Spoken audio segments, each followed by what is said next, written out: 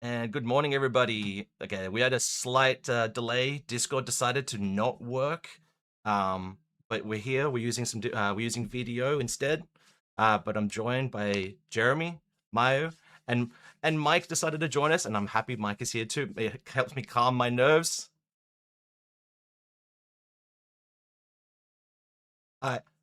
Hey, Mike, I'll say it helps. Like that extra person helps me calm my nerves a little bit because yeah, as soon as like I was saying, the guys off, off stream, Discord breaking this morning, and I'm like, of course from me. Why? Why does Discord break?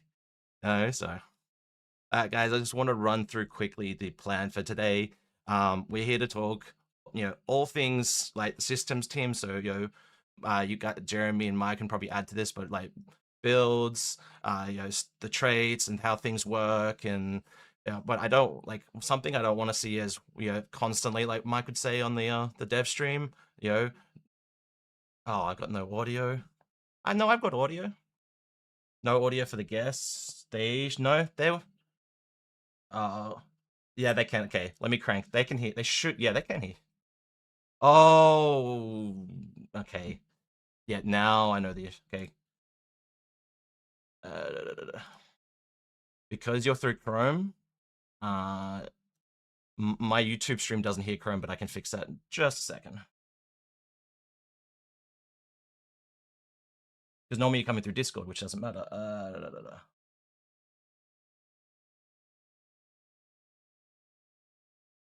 Oh, yeah.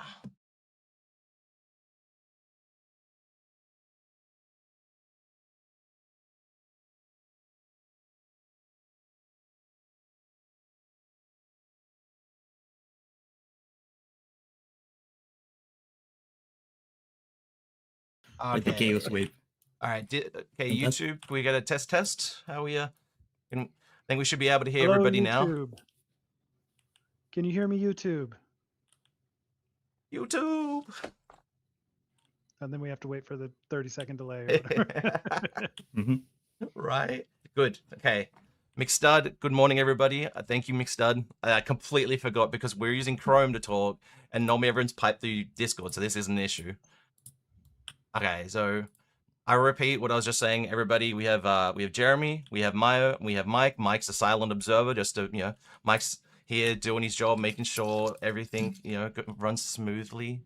So, but I appreciate it because I was saying before, for YouTube, it helps calm my nerves. The extra person, bit more talking, it helps for me. But so because we're wasted a little bit of time, so it's just quick rundown, guys. We want to talk about all things builds, all things systems, we don't want to talk we're not going to talk about art. We're not talking about other things today. We want to talk about the things that Mayo and Jeremy work on, to make sure that Stowe is great. So that's so. Hmm. To start off, let me get my questions going. So just a little, start off. What would be? I just want to do a basic. What's your favorite track? What would be your favorite? Like that's my. I just want to start off with something for a human eye. Like favorite Trek series Yeah, what would be or your episode favorite? or what? Yeah, I'd say what's your favorite Trek series? I just want to. So I grew up in the era of TNG having an important part in my childhood. Like it started airing while I was in middle school or early high Yeah, school, right? And it was a family activity. My parents are also nerds, yeah. which I didn't appreciate until I was older. But like, so we would sit down as a family and watch TNG. So that, honestly, though, I don't know that it's still my favorite. It's still very like emotionally important to me, and like a great memory of early TNG and everything. It's very nostalgic for me. But I gotta say, I love Lower Decks, and Yeah. I have since the beginning. Okay. It's just so enjoyable, and it's reverential and irreverential towards the IP in equal measures, and I think it just stands out as like the people making the show really have a deep understanding of the IP and what makes it special to people. And I think that that's an attitude and a philosophy that I try to hold on to as a developer Okay. of Star Trek. That's good. It's something I've always like for you guys. I was saying before, like I see you as the developer, but I also wanted to like bring into that human aspect of like you guys are also Star Trek enjoyers and also you know on the end like you like Jeremy was talking about before, like you were a player before you were a developer. So there's like many different aspects that I think some of us do forget when we're like, Mhm. when can we get omnis? You know, and my what like for me, like it's DS9. For me, I started watching Voyager and then I saw Quark and I'm like, where did Quark come from? And then I watched DS9 and fell in love for like I think for me it was more the mix of the characters and I like the idea of being on a the space station and Mhm. DS9 not this the Defiant being just the like battle boss like thing it was. The little ship that just took every fire that it ever seemed to wanted to take and just kept on going. The little ship that could. Yes. What about you, Maya? What What was about it? you, Maya?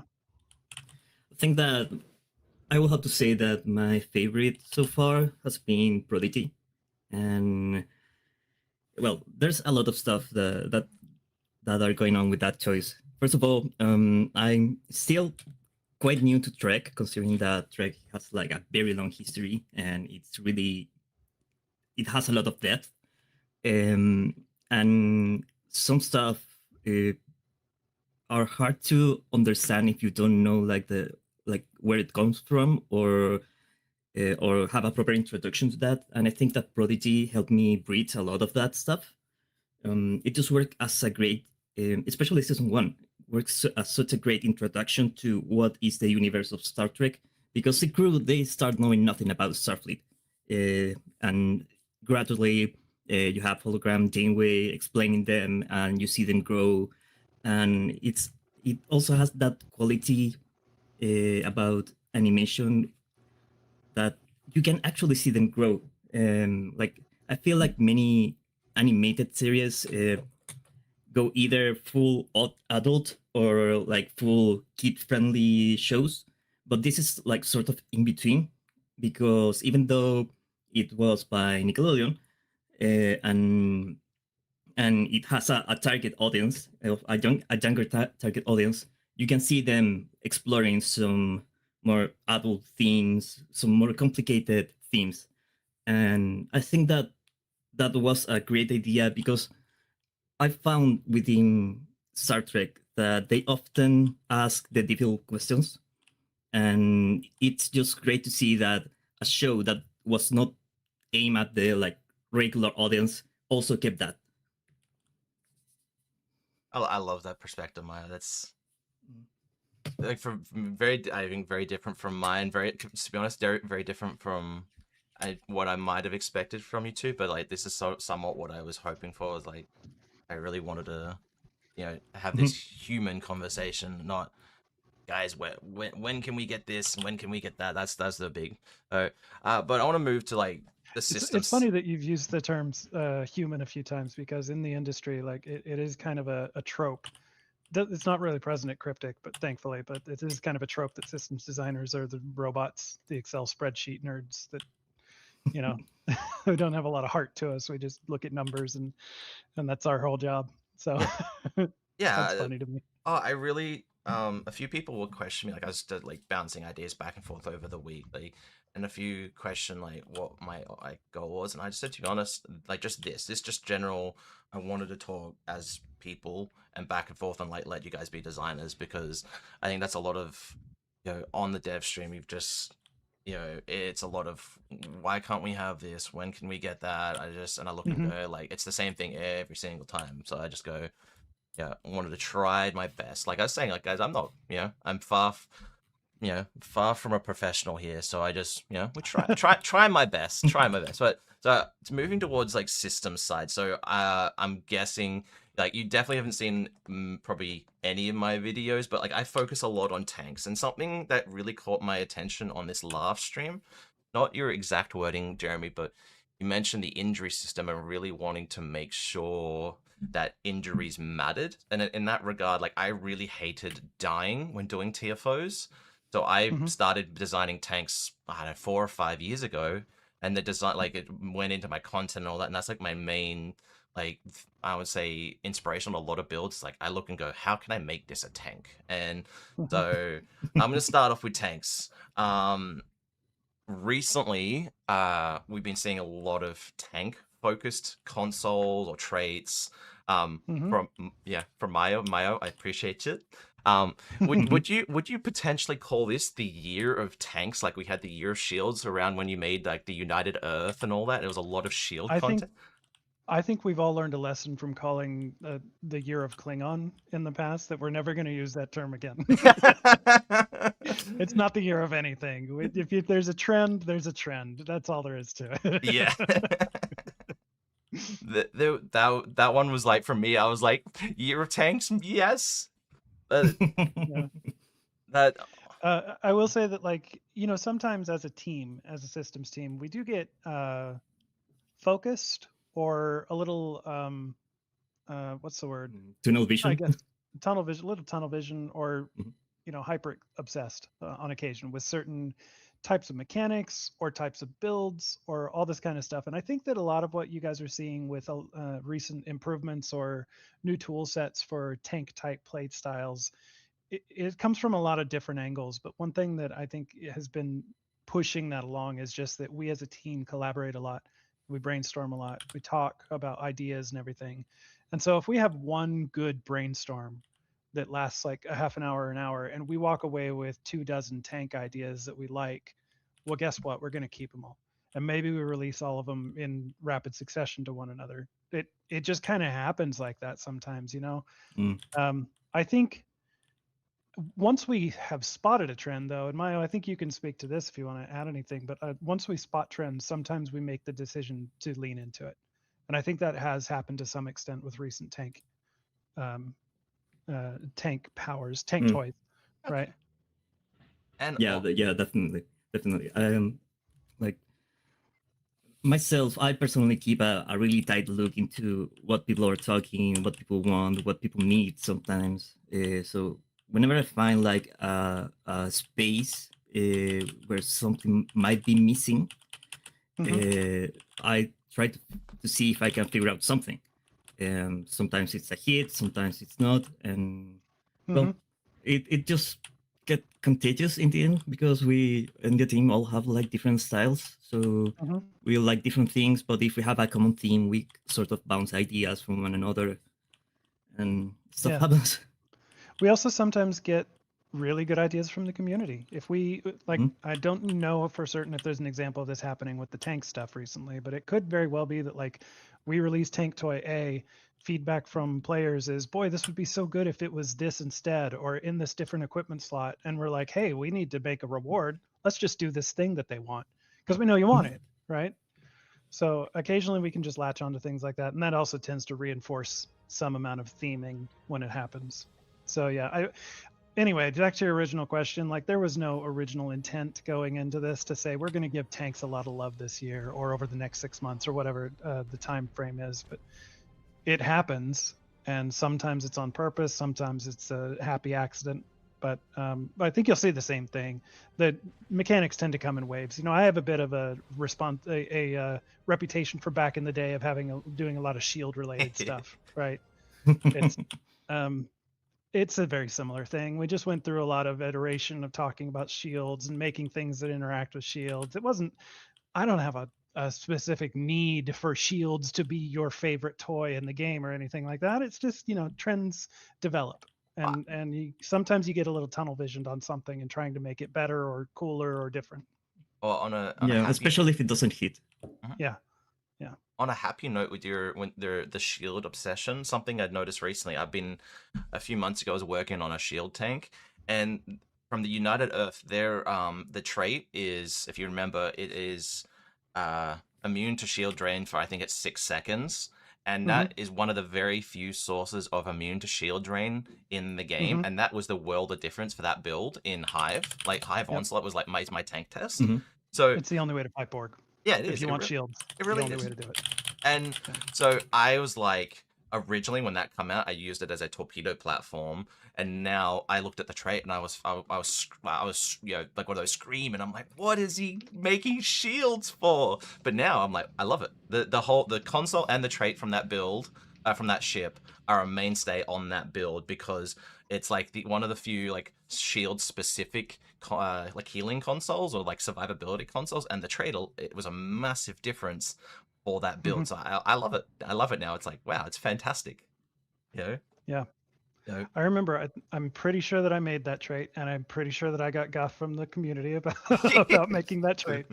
But yeah, the immunity to shield drain, I think it's only available on like maybe 2 other places in the game, and it really is, I think, underappreciated. I'm glad you noticed it. Yeah, it was a big point that I made in my video. Like I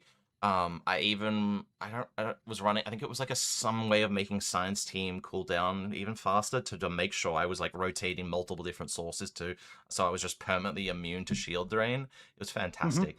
But yeah, I want to keep leaning on the tanks just a little bit. So Sure. flipping on to the Herc Vedcrid. The Herc Vedcrid's base hull modifier is 1.7, but it has no attract fire. So that, alongside the Yacht Thought, is the highest hull modifier we've seen in the game. Would you ever envisage something going higher than that? And if so, would it get attract fire, or because it's getting so high, it's like a carrier and it's not classified as a would be the I'm forgetting the like cruiser. So yeah, attract fire is a cruiser aura. Those are really detached from stats, to be perfectly honest. Like it doesn't matter how high your hull is. That doesn't determine which cruiser auras you have or if you have attract fire. There are just certain classes and subclasses of cruisers that we have long ago made a little spreadsheet for, and we follow the precedents. So cruisers, flight deck cruisers, and I think dreadnought cruisers are the only ones that have attract fire. Yeah, Lord and Darthon just said the same thing in your chat. So either we're both wrong or we're both right. Yeah, that's Darthon. He's like my partner in crime for making random builds. I don't know if the screenshot got to you, Jeremy, but we made a Herc Vedcrid. We combined with temporary HP. I think it got it to like 2.2 million HP. And there's a PvP saying if you got it to that HP in a PvP map, and then there's something you could do it to 4 times the temporary HP. So like we potentially maybe could see like it was what 5 to 6 million HP of Herc Vedcrid. That's pretty cool. Yeah, pretty ridiculous. Yeah. But you know, if you enjoy breaking the game, then it's all on you. Hey, we were joking about it as a new DPS or a new leaderboard. How high can you get your hull? None of this DPS chasing, but how high can you make your hull? Like how much hull can you have? Is none of that breaking the map. I will say that like on the subject of crazy builds that do crazy things, just as a general reaction to it, like if you had asked me, Jeremy Randall, about this like 4 or 5 years ago, I would have been adamant that it's the wrong way to play, honestly, because I just don't. I didn't see it at the time. And I don't know if something switched in my brain, if I've been playing too many roguelikes or something, but at this point, in my design philosophy is like breaking shit is fun. And as long as you're having fun and you're not ruining the fun of other people playing the game, then just do whatever you want.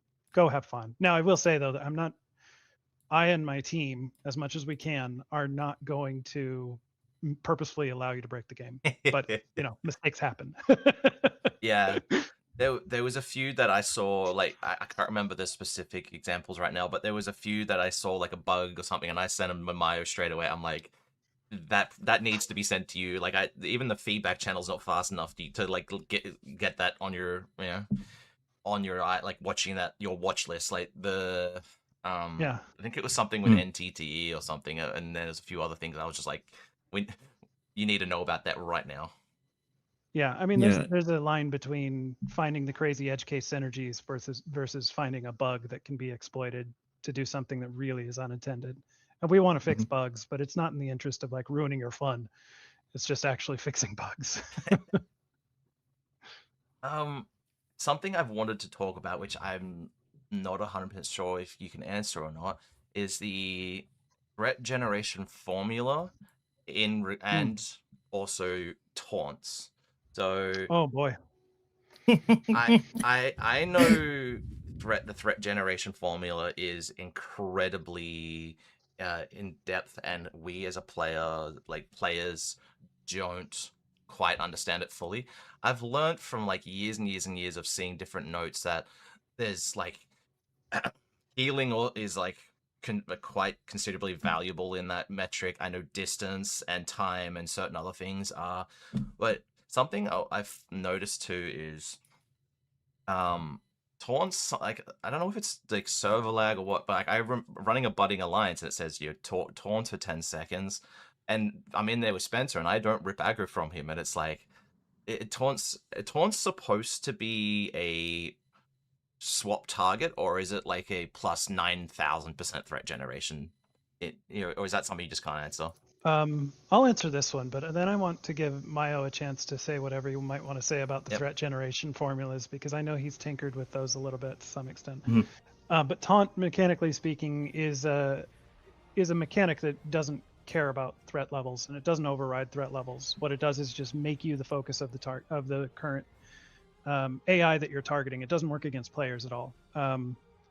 But that can be overridden if what you're trying to taunt has some sort of on a lot of our bosses or even mini bosses, we do tend to give them just a fixed, we call them FSMs, that like is an AI algorithm that says every X seconds pick a new target and stick to that target for X seconds, then pick a new one. It's very common for us to build that into boss fights or mini boss fights. And so if that sort of algorithm is running on a critter, taunt won't work, because the next time they reevaluate and check their algorithm, they will just pick a new target and the taunt doesn't matter to them. They just override it. So it's less of a another way to look at it is that taunt in our engine, in our engine. So this is across games. If you play Neverwinter as well, it works the same way. It's not a threat generation tool. It's an AI controller tool. If that distinction makes any difference to you, then that's important to understand. So what you're seeing in certain content, if you're not able to rip targeting off of somebody else, there's also like the first taunt takes precedent over any other taunts that appear. So it's possible, like in the situation you just said, if Spencer had a taunt that was already running on the target, your taunt wouldn't override that because they have already received the taunt flag. And so until that first taunt flag wears off, any new ones don't take effect. They don't override one another. Before I let Mayo, sorry, I've been noticing that scenario a lot with people running a budding alliance and not quite understanding it taunts, but it's, yeah. All right, Mayo, I'll open the floor to you if you wanted to add anything. Yes. Okay, so it's a very obscure and complicated system behind the scenes. But basically, yeah, aside from... Sorry, I'm trying to like organize my ideas. But basically, critters will periodically evaluate who they are targeting to. and there are different factors that to consider, and even every creature might have a different scale of factors. Because we can assign them a specific profile of danger threat, and other stuff. And I've been thinking about with that a bit, and just to understand how that works. And yes, I've seen the situations with taunt that Terry mentions that you have been through. Still, there might be some ways. This is at this point, this is just theory crafting, but there might be some ways to set that up so it's a little bit more consistent. But I don't have any definitive conclusion about that at this point. There is a general, it's not a rule by any means, but there is a kind of an assumption, I think, that when we build things for tanks, we do kind of jump to the conclusion that this is something that is usually more useful and more well used in a pre-made group, with a group of other players that understand that you are trying to be their tank. That's the role that you have opted into. And so, like, the idea behind a lot of the ways that taunting and threat generation stack or don't stack is kind of predicated on some level of a social contract. Not that that's the only factor at play, but I figure it's worth commenting on. That there is kind of that through line, and like pug tanking in STO is a mixed bag at best, right? And I think that's to be understood when we're designing new toys for them. 100%. I've noticed there are sometimes, like, for my videos, I try to pug tank because it's like the best example of, if this can get 80-90% attacks in on a map, then hopefully if you take this into your friends group, it should work for you 99% of the time, and it's it's stress tested and so on. So that's why I do it. But in pre-made groups, when I do that, it is definitely a lot smoother. Yeah. So But that is kind of an expectation. It doesn't mean it's the only thing we design for, but there is a level of that to how we design these things.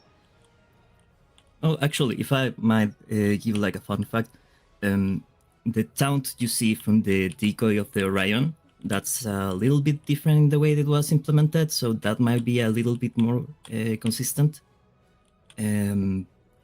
So yeah, basically, I'm waiting to see if anyone does some testing and some feedback arises, just to see if that works or not.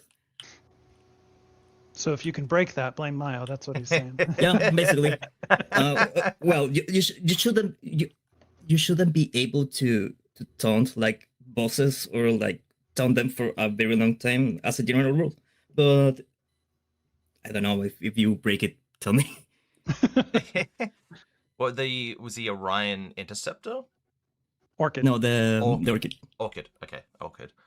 That, I'm sorry to say, that's one I haven't gotten yet. I have one promo box yet, and the console did really intrigue me. Yeah, that was one I definitely experimental. Yeah, it's got some good new stuff going on with it. I saw it was like the stacking threat generation, radiation. Was it radiation buff and weapon? Was it weapon buff and then weapon drain? Weapon drain. That, see, Yep. I like that for like the bubble tanks. A bit more. If you're adding to the dot damage, adding to the threat generation. Yeah. Something I wanted to just go off my list of questions real quick, because this is well. Let me actually, before we move on real quick, if you don't mind, I'm gonna just throw a real quick lightning round of some of the stuff that affects threat, because we're never going to be able to publish the full formula. Okay, Nope. So I just want to kind of give you guys a little bit of glimpse behind the scenes of like the kind of complexity that goes into this. So all of the following things matter: distance from me, distance from a guard point, if such a thing was defined for a critter, distance from friends is also a factor. And then there's also, on top of all that, is a setting called personal space, which is only defined on the ground, but it's kind of like it's basically melee range. So in addition to just a raw distance factor, there's also personal space. And then there's also what status and debuffs you have both put on the target and their friends. And there's also factors that determine what is a friend or not that play into this. And then there's also healing that you do to yourself and to your allies, anybody that is an enemy of the target. Then there's also stickiness settings that control like how likely am I to change targets if my threat list changes order. There's also like the amount of threat that you generate to an enemy's friends factors in and is sort of contagious to some extent if they're teamed together. Yeah. Yeah. Yeah, all of these things factor into it. So, but you know, if you take all those out, I will tell you that threat is just a 1-for-1 with the amount of damage is dealt, and then all of these other things layer on top of that. So if you hit something for 100 damage, you have dealt 100 threat times plus divided by multiplied by all of its danger factors. Which is not going to equal anything close to 100, but but that's where it all starts from. Just off the top of my head, something that a few of us would be have been interested on is bow weapons. The refraction from them. This might be very unique, but niche. But would if say you hit something that's off a refraction from, yeah, it's 15 k's away, it'd still be calculating your distance from yourself, right? Like it wouldn't be calculating it off the beam refraction. It really depends on how the power was set up, but I Yeah. think Bowel were just essentially given a longer range because of that, because we need you to own the damage for whatever it is that you're refracting to. So the way that those work is probably what we refer to as an apply power under the hood. You're basically, your proc is telling that other enemy to tell you to shoot it, basically. And so that needs a longer range so that it can properly refract beyond 10k. Yeah. Wolf grabbed aggro from 19 kilometers away with micro quantum phalanx. Yeah, I'm sorry. We recently became aware that more players are becoming aware of the fact that you can sometimes break TFO briefings by using long range powers like that phalanx. So just to let you know, we're in discussions of finding out if there's some way that we can kind of shore up that gap or close that hole, because we don't. The problem is that some players are using it to essentially grief others out of being able to participate in TFOs, which is not good player behavior. No. And we want to try to put a stop to anything that can be interpreted as griefing. This goes back to what I was saying earlier. Like, we don't really care if you're having fun as long as you're not ruining the fun of somebody else, right? So this is a factor that we've been looking into. I don't know what we're going to end up doing about it. Frankly, right now I don't have a solution, but we're gathering info. It's on your mind. Okay. Mm-hmm. Something I will post in chat again. It's before I move on to another question. I just linked the trait from the Kirk. It says add threat, but I've never been able to like find out how much threat does it add. I don't think. I don't know. that one I 100%, because that was I was like, I don't have it myself. You know what? I happen to have my work machine open, so if you'll give me a minute, let me see if I can find you an answer. If it's an easy answer, if it's built in an esoteric way and we wrote the tooltip to hide that, then I'm not going to be able to help you. Done. I think I'll look at that the other day and it should be simple. So Okay. let me explain a few concepts here. Like Dartan pointed out that the tooltips usually refer to generate 100% of threat generation, or you add threat. And there's a particular reason for that, because the first one is basically multiplying the amount of threat that you generate. And meanwhile, the second one is adding a sort of flat number to the amount of threat that the creature is calculating inside. So let's say if you have a creature and two targets and both have 1,000 threat, if you suddenly add 500 threat to one of the targets, it becomes the primary target. But in another sense, if you have like 300% threat generation, that means that for each 1 point of threat that you generate, you'll be adding 300. Yeah, so that's basically the difference. That is the case here. So it looks like Yeah, we should probably update the tooltip of this power at some point just to be a little more explicit. But let me explain to you real quick here, just for your audience, because I guess you got some tanks out there, so they should know. So it looks like when you activate a space captain ability and you have a foe targeted, it will apply to that foe an amount of AI threat that is roughly equivalent to, if my armchair math is correct, about the damage of 6 base photon torpedoes in that, just as a single pulse of threat. And as I mentioned earlier, like threat is at its core, at its base most, like 1 damage equals 1 threat, right? So it starts from about there, and then all the danger factors play into it. So it's not an enormous amount of threat, actually, now that I look at this, but it is something. It's like punching the guy really hard every time this goes off. I was working on Mayo and I were having the discussion on this sort of threat versus taunts Yeah. a month or two back, and so it made me. I wanted to see how well stacking, say, like 1500 threat generation compared to 800 threat generation with taunts like the I can't remember the ship from one of the ships from the 15th. It's like not scatter pack and weasels. It's the something and temporal disorder. I completely forgot it right now. I have it in my inventory. That is scatter pack and weasels. The launching 4 weasels and 4 scatter packs, and they attack and taunt. I noticed like it. From my testing, temporal disorder from the like AI taunt. So you put them out and they go out and taunt things. Was the most effective for myself, but So the weasels, I think, have a. I think they only have a chance to taunt. I don't have it in front of me, but I think that might be the case because they're supposed to.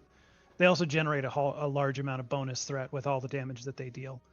So it's kind of a two-pronged. I think if I remember correctly, I think we wanted the wild weasels to not be 100% reliable in being tanks, essentially. And part of that is so that they have a chance to live, because they don't have very many hit points, right? They're tiny little fighters, and if they actually effectively taunt, then they die. So that's what I'm remembering off the top of my head. I'm sorry if that's inaccurate, but that would be that could be, as a result of that, why you're seeing that the temporal disorder is more reliable, because I think it was built to be just a taunt, and the weasels are not as reliable on purpose. Yeah. Now, if you take the Nova Squad fighters from the Lamar, those should have a more reliable taunt. But those were one of my first ones, so the tooltip wasn't the best. So I'm not sure I explicitly said that it has a taunt. As for the effectiveness of threat boosters, I don't know how much it's going to matter in the end, but order of operations sometimes matters in math, so it might be a good trivia just for folks to know that only boosts the amount of AI threat that you are generating. So like I said earlier, like 100 damage equals 100 threat, but if you have a 200% threat boost, then 100 damage equals 200 threat, right? But then that still gets churned and chewed up by all the danger factors. And so depending on what else you're doing to the target, that increased threat generation might get thrown out the window because they care less about danger from you for some other reason that their AI is controlling. So it's not always 100% reliable. You still have to do tank things like get close. Okay. That's what I always try and recommend is the distance is a massive factor on piloting on tanking. It really is. Because I'm not sure if you guys remember, or might be before my time. Jeremy, I don't know if you ever opened up SCM. It always didn't explain this, but it had a stat was TPS, threat per second, but also I was always taught distance. So it was like being there first and being close was like 1 and 2. Because being there first factors into the stickiness components of their threat generation and threat evaluation, which also is important to most critters. I do want to point out that these danger factors change critter to critter. Bosses handle things differently all the time. Ground versus space also calculate different danger factors in different ways. Like I happen to be looking at a pretty standard space AI setup right now that actually values distance lower than I expected, but then I opened another one and it's about the value that I was expecting. So there's a lot of variability in how these were originally created and set up as well. Yeah. I know at chat I've been I'm not ignoring you guys. I've been reading. Say Flo's just turned up. Hi, hello Flo. I'm trying to just keep an eye on like if there's anything I really want to bring up to you guys on the fly, or to save for later. Also, something that might be affecting too. Some of our abilities have placates. If you are using a placate, you're basically defeating your own threat generation. Yeah. Placate causes you to become an invalid target for the subject of your owned placates. Mm-hmm. So they are mutually exclusive. Taunting and placating somebody at the same time is a worthless endeavor. The placate will win. The placate wins? Yeah. As far as unless you've got a test scenario that I don't know about, that would be my expectation. No, I was just wondering because, for example, because they're not quite the same thing. Like the AI forces somebody to set you as their target, but then if you become at a different layer, the placate layer, an invalid target, then they can't set you as the target, right? So I would assume that the placate wins out. Yes, in a general sense, but maybe it makes the weapons unable to fire rather than change the target. A different layer of target. Yeah, get what I mean. Abilities in general unable to target. Yeah, could be. That's a fun experiment for someone out there. Mm-hmm. You're talking about the distinction between ability activation and targeting versus like AI targeting, right? Yeah, there is a usually it doesn't matter, but there is a difference between those. Yeah, if you haven't noticed, like I have a slight specialization in AI. Yeah. Well, it's funny on that. I was trying to do a little bit of research to see if I could pull out some just random piece of knowledge for you guys, and I was doing a look at your LinkedIn, and that was a point on someone was saying on your work was at Star Trek Infinite, like that work that you were looking at, and then Spencer and I were talking about that with the Lamar pets and like how you wanted them to be trying to make them smarter, and so like it's true. Yeah, it was intriguing to me. I was like, ooh, like, you know, and then into Elite Plus, like, you know, what would the enemies look like and like that and so on, and the abilities they would have. Yeah, I mean the subject of extended difficulty levels came up on a recent 10 Forward Weekly, right? We were just chatting about various things, and yeah, Elite Plus is kind of the ballpark term we could start using for that if you want to continue chatting about it. But I think you're right. I think what you're implying is that smarter enemies are more difficult, just as a baseline, right? The smarter they get, you don't have to push around their hit points and damage output at all. If they make them smarter, they'll just make better choices and be more difficult to fight against and survive against. Oh, like I can tell you, like, say, I was in my shield tank. I'm in the middle of Battle of Corfairs in that first phase, just sitting there in my tank, basically not taking a single point of damage because it was just healing so much. They sub-nuked me, I lost all my buffs, and I died in seconds. So like, amazing. I love that. Sub-nuke was it was like, I hope you had fun when it happened, though. I did. I laughed. I was enjoying. I was loving the build, and then I got sub-nuked, and I was like, what?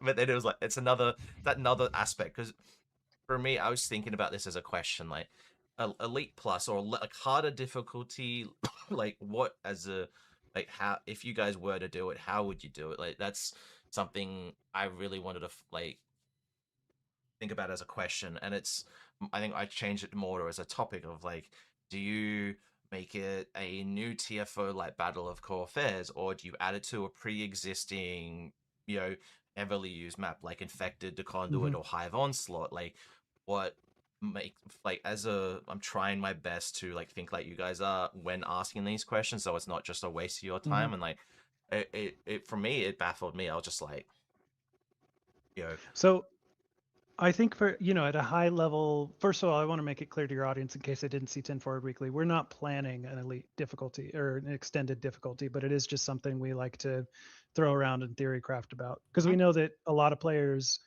in the high-end metagame or highly engaged veteran players don't really find even elite content regularly challenging. And being able to have content that challenges your really good builds that you put in so much effort to, feeling like your efforts were worthwhile in some way is a topic of conversation, and potentially raising a new option of even more difficult content is how we have been talking about potentially paying that off. But again, there's no current plans. I don't want to make anybody set expectations incorrectly, right? Yeah. That said, I'm really happy to theorycraft about this and talk about ways that we could do it or how I could foresee it happening or all that. As long as people understand it's just pie in the sky theory crafting stuff, right? Yeah, I that was something I was considering. It's like elite, like do you call it elite plus or is it legendary? Is it one tier? Like, uh, Hmm. in the I don't know. Obviously, I haven't heard you talk about it on the engine. On is it something you can add a like to every TFO? It's just the next level of Right. difficulty, or do you need to specifically design a TFO around that being a fourth like difficulty? That's Yeah, I'll be perfectly honest with you. Both are, I think, equally plausible. I think that from a game wide and just game maintenance and future health of the game and all that kind of stuff, I think the best long term goal would be to make it just a new difficulty level that can be opted into, just the same as you do advanced and elite now. And then we have legendary, and then we have ultra legendary, and then we have ultra kill and nightmare and whatever. And we just keep trying to add on more and more options for you to experience more and more difficult content as much as you want to opt into, essentially. A long time dream of mine is that we could somehow find some systemic way of doing this in STO that's like Diablo, where like I don't know if any of you play Diablo, like 3 and 4, they have the Rift system where you can just opt into as much difficulty as you want. Yeah, Torment, right? Torment Rifts. Yeah. Um, I think that as a gamer, I'd like to see something like that in STO to allow you high-end players to just challenge yourself as much as you wanted to. And maybe we'd have leaderboards or something that you could, show off. So that's what I think I'd like to aim for. But the idea of experimenting with higher difficulties in a fixed, isolated amount of content, such as, like you were saying, putting out a new TFO that has a Elite Plus setting that you can opt into, might be a way that we could kind of do a test balloon and see how players react to it, find out if we're making some of the best choices about how we increase difficulty. Because we could just keep pumping numbers, right? Just keep changing hit point, shields, damage, basic class-based, table-based stuff. But it's not very exciting, and it reaches a point of diminishing returns. yeah. Because I think Hmm. for myself, like I'm not quite like Spencer. Like Spencer, I would say you know, comfortably a good 10% off. But like so I dabble like I don't show it on my streams, I don't show it in my videos, but I do dabble in like the high end, Mm-hmm. solo met like ISE and all that. Like I myself can do the millions. Not that's not a Mm-hmm. brag, but more of like I think for like say the tank side as well, like for a high vol side, that's probably my favorite TFO right now for elite content. Yeah. Like I personally think myself, Spence, like could probably get close to 10 timesing the damage in, and that like I think we'd still be able to do it, but then like you said, it starts to get a little boring. Like we'd like okay, we've done it. Like what's next? Yep. Yeah, and I think that in a way it's probably a way like Hmm. just a straight modify would in a way return probably is a waste of time for you guys. Like that's I mean, it might be good for like 1 or 2 additional levels of difficulty, but after that point, if all we're doing is pushing around numbers, I think we're not doing ourselves or you guys any service. yeah. So I think, you know, as a designer, I would want to try to find other ways to do this. And like, so we've kicked around ideas, in our brainstorming on this subject of like map-wide mutators that are randomized or that you get to opt into. So like the fourth level of difficulty could require you to run without shields, and the fifth level of difficulty might give you a -50 weapon power penalty, and the sixth level of difficulty might cut your speed in half. Those sorts of things. So it's not just pushing around numbers on a table, but it's actually mechanical things that maybe you have to shift your build to get to the next tier Changing of the scenario, difficulty. basically. Yeah. And so that I think that's a layer that we might be interested in looking into. Again, if we ever do anything like this, it's really pie in the sky. Remember? I think that if I okay, so imagining that I have infinite resources, time, and team, I think that what I would love to do is to make enemies more reactive, like not make them not have like a complete data center for just one boss, so that, but Mhm. like have them do certain specific things. So, for example, subnukes. Make it so certain enemies can detect when you're using buffs, so they subnuke you. Mhm. Or give enemies like trademark abilities, so to speak, Yeah. that are counters to how players usually play. So that will include stuff like feedback input. Sorry, not what's I forget the name. Feedback Feedback. pulse. Yeah, feedback And polls that yeah, everyone loves. and actually, Uh, we do sometimes on our bosses. We give them Mhm. like an auto rotating, essentially tactical and team, engineering team, science team that they can just automatically rotate through to clear off their own debuffs. So Mhm. it's not as reactive as you're talking about, but we do try to do some of this stuff sometimes for unique encounters, just to increase the way that they're difficult, and not just Yeah, by pumping up their hit points. yeah. So basically, the my latest attempt to work with this was on Shatter Piece. So when you're fighting against the different Kitoma ships, they Mhm. do have some reactions added to them. Um, we we actually cut out a few extra ones because Well, you wanted to do a lot, and we just had to deliver a yeah, boss fight, and I kept having to tell you, settle down, Mayo." yeah, yeah. I was basically making like a I don't know. It was like it You, was too much. It was too much. your dream TFO on the first swing. Yeah, Yeah. basically. I love.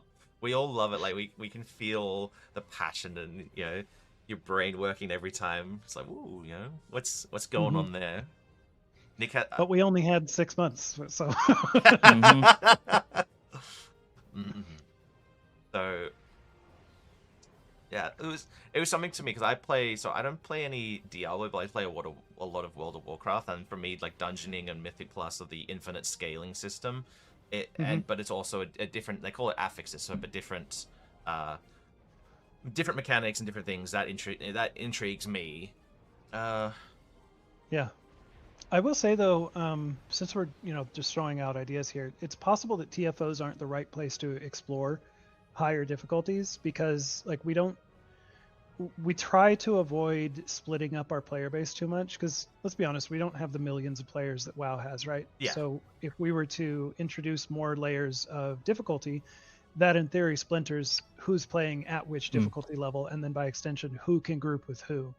So it's possible that if we were to pursue something like this, maybe we do something more like it's a type of patrol that you can scale up. And I don't know. I just wanted to throw that out there. It was on my mind. okay. Um, there's one that intrigues me. It's I think I did ask you this before though. The Riker one, the trait like ETM, and I mean the answer I got from you on you were doing an interview with Mike before. I think it's just before Mike come back. It was you know I asked you about a trait similar to ETM but more specific to like torpedoes or beam overload and so on. I think your answer Hmm. was Hmm. you know when there's what trying to remember the right word you said, uh ship meets that like criteria or need, like Yeah. Whenever we build ships, I have encouraged the team to think first from an identity standpoint. yeah. A little bit of fiction, a little bit of high level build consideration. It all mixes together into what I call a ship's identity. And that could be as simple as big, heavy tank, but it can be also more nuanced, like nimble hit and run or something like that. It all depends on what we're after, what the IP might suggest for the ship. It doesn't go into detail on a lot of ships, so we usually have a lot of free space to play with this. So I figured, I don't remember my answer, but what I probably said is, as soon as we have a ship with the right identity, which in that case would be like a single target, high damage type of identity, right? Then sure, might be something that we think about doing at that point. This Yep. was this was more of leaned a little bit into want as a torpedo Hmm. user.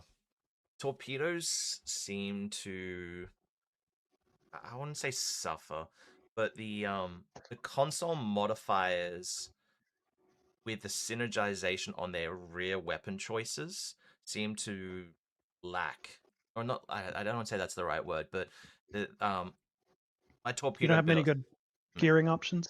Yeah, like they're well. I want to show you. Let me best example I can say. Let me show you a build. Hmm. I actually might not have one on this character. Um, uh, um like my mirror angle is my favorite torpedo ship right now. It's 5 torpedoes up front, and I was trying. It's got 1 rear weapon, but not like normal torpedo boats are running mines. We always recommend mines, but your choices for the tactical consoles are, if you're running a mix, is plus torpedo, not plus kinetic Projectile. or Yeah. projectile. And Yeah. that, I think, as a question for myself was, um, is that, I think, I think an intent? oversight. To be perfectly honest, mines have always been kind of the redheaded stepchild of space weapons. There's no denying that.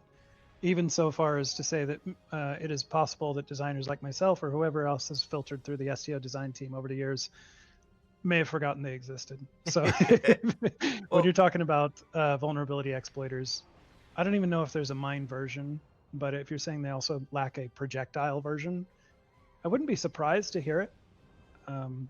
Yeah. what something Spencer pointed out to me is the colony tactical consoles. Um, the when you're focusing energy weapons, it's, well, I can show you some. They're like plasma with projectile, but when you make them the kinetic primary, it's like plasma and energy. So, and then it Hmm. loses the projectile Hmm. option. So whenever That's it weird. was to be primary kinetic or projectile, it goes. It seems to then be a specific on photon, tricobalt, quantum. Yeah. But lean. Well, plasma is just kind of unique in that regard because it exists as both a torpedo type, which still deals kinetic damage, and an energy type, which deals plasma damage. The plasma fire from plasma torpedoes does plasma damage, but the actual impact is kinetic still. So we have to make the mechanical distinction when we make something that says plus plasma damage. We want to make sure that you understand that it's not plus the kinetic damage of your plasma torpedoes, despite the names, right? Yeah. But if it is, then it's actually a kinetic buff that's just labeled to work on plasma torpedoes. We should have it a different damage type. But actually, that's probably us just emulating the IP. There is such a thing as plasma torpedoes and plasma energy weapons in Star Trek IP, so I think we had to have both. Lean, No, go on. leaning into that a little bit more. So I'm sure you've seen it a few times, like higher arc kinetic weapons. We've seen the Ferengi missiles at 180 degrees. Mm-hmm. Is that I think like? the Kentari missiles also.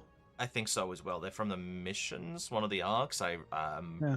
Terrible when like trying to find. Would you ever envisage a weapon that could be like a 270 degree that is also affected by concentrate firepower, and then would it be under the same shared lockout as front torpedoes? Those are two different, pretty complex questions. So let's talk about the shared lockout first, because I think this is a hot button for anybody who cares about torpedo builds, of which I think Mayo is one of them because he just made the Andorian ship. The shared lockout I know is a pain in the arse for anybody that's trying to make a torpedo build, and requires some very specific itemization to make a ship that is effective and can shorten it or ignore it or reset it on a pretty regular basis, right? The trouble with where we're at right now is that it's also a balancing point because torpedoes can only be so effective. And so a torpedo build that uses those pieces of equipment and traits and everything and set bonuses or whatever you're using to work with that shared cooldown, you're getting some very good performance out of it. And so there is a little bit of I won't say fear, but hesitation at the idea of tweaking that in any significant manner because it would cause those if already effective builds to just become more effective, right? Yeah. And there's a ceiling to how far we want to push things like that. Like as a general philosophy and rule, we tend to focus more on raising the floor of different build types rather than pushing the ceiling. We don't always do that, but that is kind of a general philosophy that we try to follow. Yeah. So it's kind of a sticky subject of manipulating that shared cooldown. The other question that you asked, though, of a wider arc torpedo weapon that interacts with concentrate firepower, I actually started thinking about this not too long ago. It might have been one of you in the audience that brought this up to my attention, but just some basic theory crafting off the top of my head, and I'm not sure that it would actually play well to have a wide arc torpedo that can chew up your concentrate firepower procs. Feels like a potentially a bad thing. Because by necessity, anything that is wider arc hits slower or hits for less. And so if it's using your high yield procs from concentrate firepower, you don't want that. You want to use those on your good torpedoes, not the little dinky one that can hit anything anywhere, right? Yeah. But counter argument.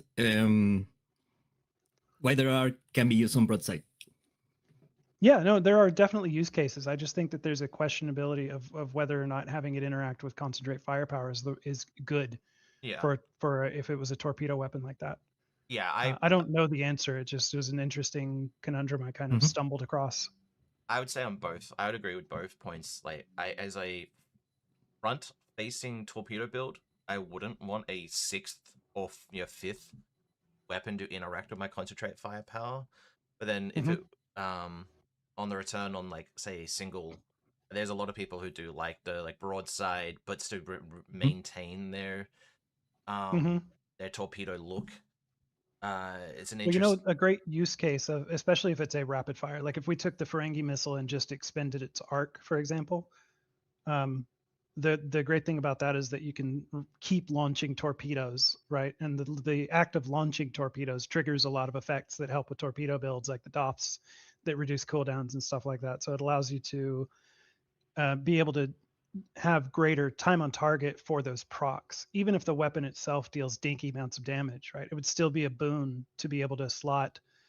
Okay, this is a crazy idea, but slot a 360 torpedo, rapid torpedo in your rear weapon slot, right? You don't care how much damage it's doing because it's actually a utility thing that's doing other stuff for you. You're still relying on all your forward weapons to actually be doing the deeps. That was something I struggled, not exactly with, but I struggled with the Kumari when I was trying to make my torpedo build. Was the in the current trying to pug any elite content, the mines are really slow, and I just wasn't getting much out of them. The debuff value was still good, but something like that in that rear slot to help my 5 front would have been fantastic on proccing everything. It's one I missed. There's from the Carbonated Man on YouTube. This is more of a feedback, and I think it could be sent to feedback, but asking about can you auto-firing torpedoes on console version of the game, same as PC? That's more of a feedback for the Discord question, or I don't know if you want to press that one. I'll be perfectly honest. I don't play on console, so I didn't even know that there was a difference. I know that there are differences between fire all weapons and fire all torpedo weapons. There are hotkeys for those, but I didn't know that on console those were broken up in such a way that you can't auto fire torpedoes. That does sound like something that could use a QOL pass. I'll make a note of it. No promises, but I'll make a note of it. It's not true. So Crackfox in your Twitch chat just said no one plays on console. It's not true. First of all, for player base, 30% of our players roughly are on PC or on PS4 or Xbox. So it's a significant amount of our audience. Also, I will say that console was underrepresented when it was back before the Deca transition. Console was massively underrepresented. I don't think we had anybody on the team that regularly played on console, but that is not true since the Deca transition. More of the new people that came to the team actually do play on console, so there's a little bit more representation within the team as well. But also, it is started to become more and more obvious over the years that console players they they generate revenue. So we have to be paying more attention to them. And you might have seen this in small ways. We've been trying to make QOL updates for console when appropriate. Yeah. I would say Carbonated Man. Even if Jeremy's saying he's gonna make a note of it, probably do put a feedback in the Discord or Yes, definitely. uh, Definitely. and everybody here, if that is a big issue for you, respond, message, provide evidence. It's always very helpful for them so they can see it and visually. If you just type a message saying this doesn't work, I'm sure being able to see what's going on is very helpful. Yeah, when reviewing Yeah. it. I will say on that subject that Mayo here is one of your biggest proponents internally of fixing up the auto execute system that we use on console. The whole auto activate power sequencer needs some love, and we're interested in doing that. But Mayo has been basically the one waving the flag internally of like, hey, you guys are making a new ship. Make sure the console uses auto execute conditions so Yep. console players can use it. Yeah. Yeah. Something that I was leaning towards on with a nuclear triad, a question I had. So yeah, torpedo builds like comparatively to a high end do build do seem to suffer a little bit, and I was thinking like same as before. I was trying to think about it as like what's a slight adjustment that you could mention. So may I Yeah. may I interject? Yep. I think that okay. So just for context, if we are talking about torpedo builds suffering in comparison to energy weapons in the DPS context, we also have to take into account that a big part of the DPS number is the per second. So amount of time that you spend in battle will matter for that final number.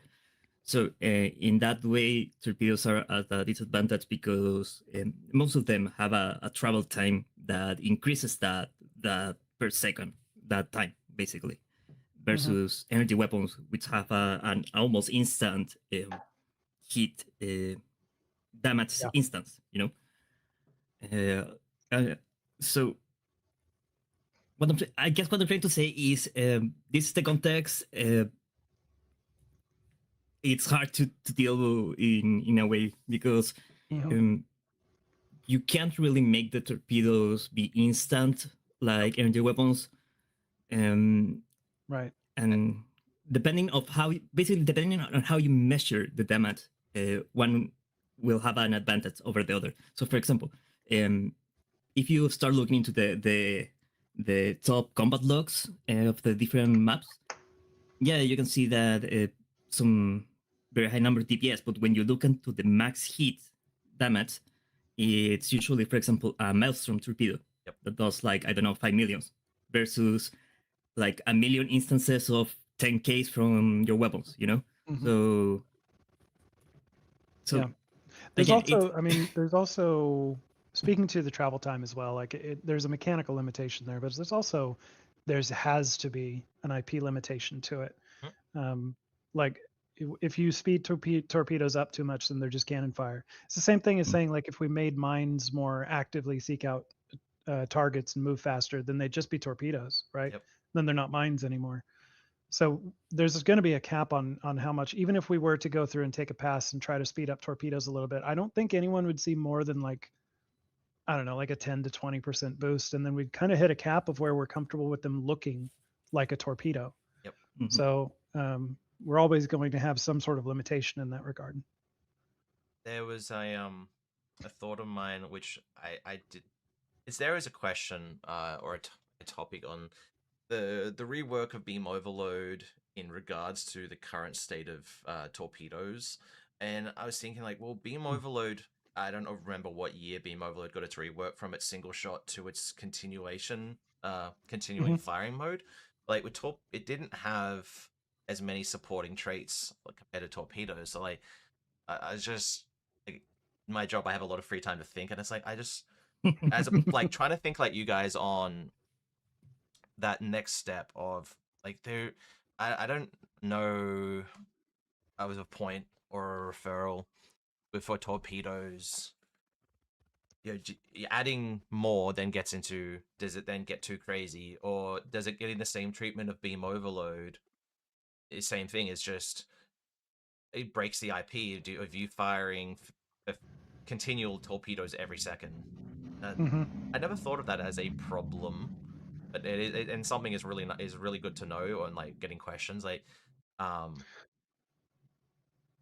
if it breaks I IP think too that if much. I think on this particular subject, the question wouldn't start at the IP level. It would start at the mechanical level of figuring out what would be required to do that. And I'll be perfectly frank that the person who made the changes to beam overload is certifiably insane in good ways, very fun to work with. But I would never have asked anybody to do that, to do what they did to change that over. It required touching literally thousands of different weapons and changing their behaviors and their damage outputs and their firing cycles and everything. It was a Crikey, a new untenable. follower. If somebody had, if Mayo had come to me and said, "Hey, I want to make this change, and this is the amount of time it's going to take me, and these are all the powers I'm going to touch," I would just tell him no. It's too much. He could then fight me, of course. We can negotiate these things, but that's where I'd start from on this. Um, so if we were to try and do something similar with torpedoes, we'd be starting from an uphill battle of just I don't think that it's the payoff is worth it, and it would be difficult to convince me otherwise. I Um, personally would agree with you. Like as much I love for just for context, like getting into build high end builds and pushing numbers with Spencer in the back end, torpedoes were my thing. Like that was me. So mm, it's got a soft spot in my heart, but I for the general community when I look and give people build help or advice, it's never really on a torpedo build. Very rarely, yeah, someone's like, "I'm making this torpedo build." It's like, "Oh, cool, interesting. I love this. Let's go." But mhm. yeah, it definitely is a niche for what I. I do want to also Mhm. respond to the IP angle, though, even though it's less important than I think the mechanical and all that. There is like Thomas and I were just talking about this, and so I know that he and I are at least in alignment. Like, if we were able to have the opportunity to change the pace of battle, we would not speed it up. We would slow it down. If we could find a way to keep that fun and effective, because 90% of the combat content you see on screen is much slower. It's like tall ships and submarines in Star Trek. The only few examples you can see of like frenetic combat or like Sacrifice of Angels, like the late Deep Space Nine episodes. It's very rare in the Star Trek IP that you see any sort of combat clash that is anywhere close to being as chaotic and frenetic as what we do in STO. And that I think is a disconnect with the IP. That if we had an opportunity to change that, we would go the opposite direction. So we wouldn't give you options of firing even more torpedoes on screen. We'd try to make ways of feeling more effective while doing less, if we could square that circle. But anyway, just wanted to comment Oh, on that a little bit. and Yeah, it might surprise some, but I agree with you. I I think honestly, conceptually, just the idea of that and the principle behind it, I think a lot of our players would probably agree with it. But the problem is trying to put rubber to the road and figure out how to make that fun compared to what the game currently is. Like over the years, we have become much more arcadey, and there's fun to be had there. I like fast frenetic gameplay is fun, especially a lot of console gamers go for that type of content over something that's more slower and strategic. So we have to be honest with ourselves about that. If we were to try and do a combat overhaul that slowed everything down, a lot of players might agree with us in principle, but it just might not feel fun enough to keep playing STO at that point, which would mean it'd be a bad idea. Mm. uh it I was thinking about it. I think you did the Sacrifice of Angels episode where I don't the or the battle for to retake Deep Space Nine. Like Cisco's ordering the fighters to go in, and then as they're moving Yep. in, he's like galaxy wings, number, Yeah. to half impulse. And I was thinking about that as a tank, like like a a theme tank, Hmm. console that makes you slower but makes you tankier, and makes your phasers brighter, like that full on theme randomness. But I Mm. that those battle scenes are some of my favorite episodes along alongside my dad and I will watch it a lot. Season 6, episode 19. I can't believe I have that memorized. It's the episode they get the Romulans into the war. It was Yeah. Cisco and kind of play with Garrick and like Yeah. just that was yeah. Uh, Darthon, I want my tank to survive 20 minutes of attacks and then look at the combat read and show off tanked 100 million damage. I did that recently, Darthon. I tanked Hive Onslaught solo for the entire time and didn't die. That was... There's an interesting like psychological trick to tanking that I don't think is playing in a lot of our favor as developers of an online game, right? Which is one of the reasons that a DPS community has evolved, is because DPS is one of the only things that you can actively track in a meaningful manner using third-party tools and the combat logs and everything. Like we don't report how many times you didn't die. We don't report how much healing you did to yourself, or other factors like this. So it's harder to quantify I am a performant player outside of being able to point at a DPS figure and here's the proof. Here's the numbers that prove that I am an effective player. Whereas if you're tanking and you're just living a long time, you're actually probably slowing down combat by living a long time. And in the long run, that might be more effective in certain circumstances, but it doesn't allow you to point at a number on the page and say, this number says that I'm better than this other build. And so therefore I can quantify that I'm doing the right stuff. Because your DPS is probably going to be somewhat lower than somebody that's just chasing damage. Your time to kill is going to be lower, but hey, you didn't die. So, and that's another thing to think about when you see a lot of like DPSers, even Spencer, chasing high parses and stuff like that. They have to do these things multiple times because on one run they might die, and they just take that as a loss and wipe it over and try again. But when you're dead, you're not doing any DPS. So if a tank can get their high parse on the first try and a DPS takes 3 tries because they keep dying, what number on a page are you going to be able to show that that's the case, right? I mean, sorry, Mayo. No, I was going to say that that's like the issue with goalkeepers in football. No one remembers the amount of time the goalkeepers save a goal, but they always remember that one time they left the goal. Yep. Sorry, I just saw Spencer's line. They immediately... The hours I've been in Discord with him and he's doing solo ISEs and sitting there waiting and loading. And exactly. Yeah. Right.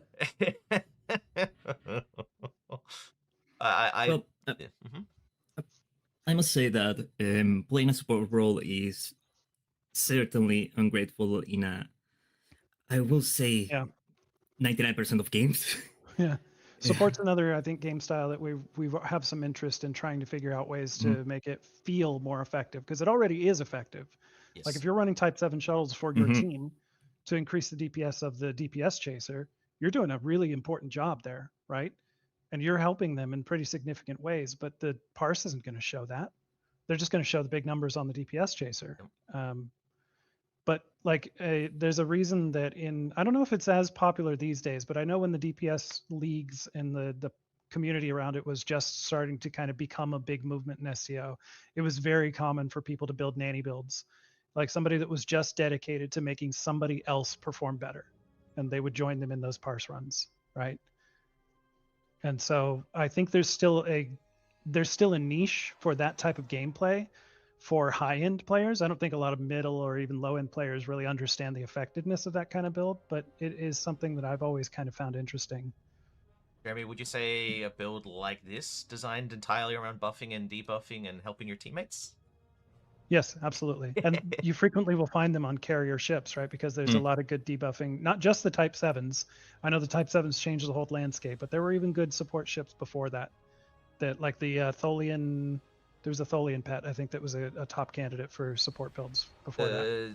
I'm trying to remember the T5, but the Jorogumu, the pets, they had Fire at Will and Attack Pet and Beta, and the Styx pets. Yep, A to B, that was it. The Mesh Weavers.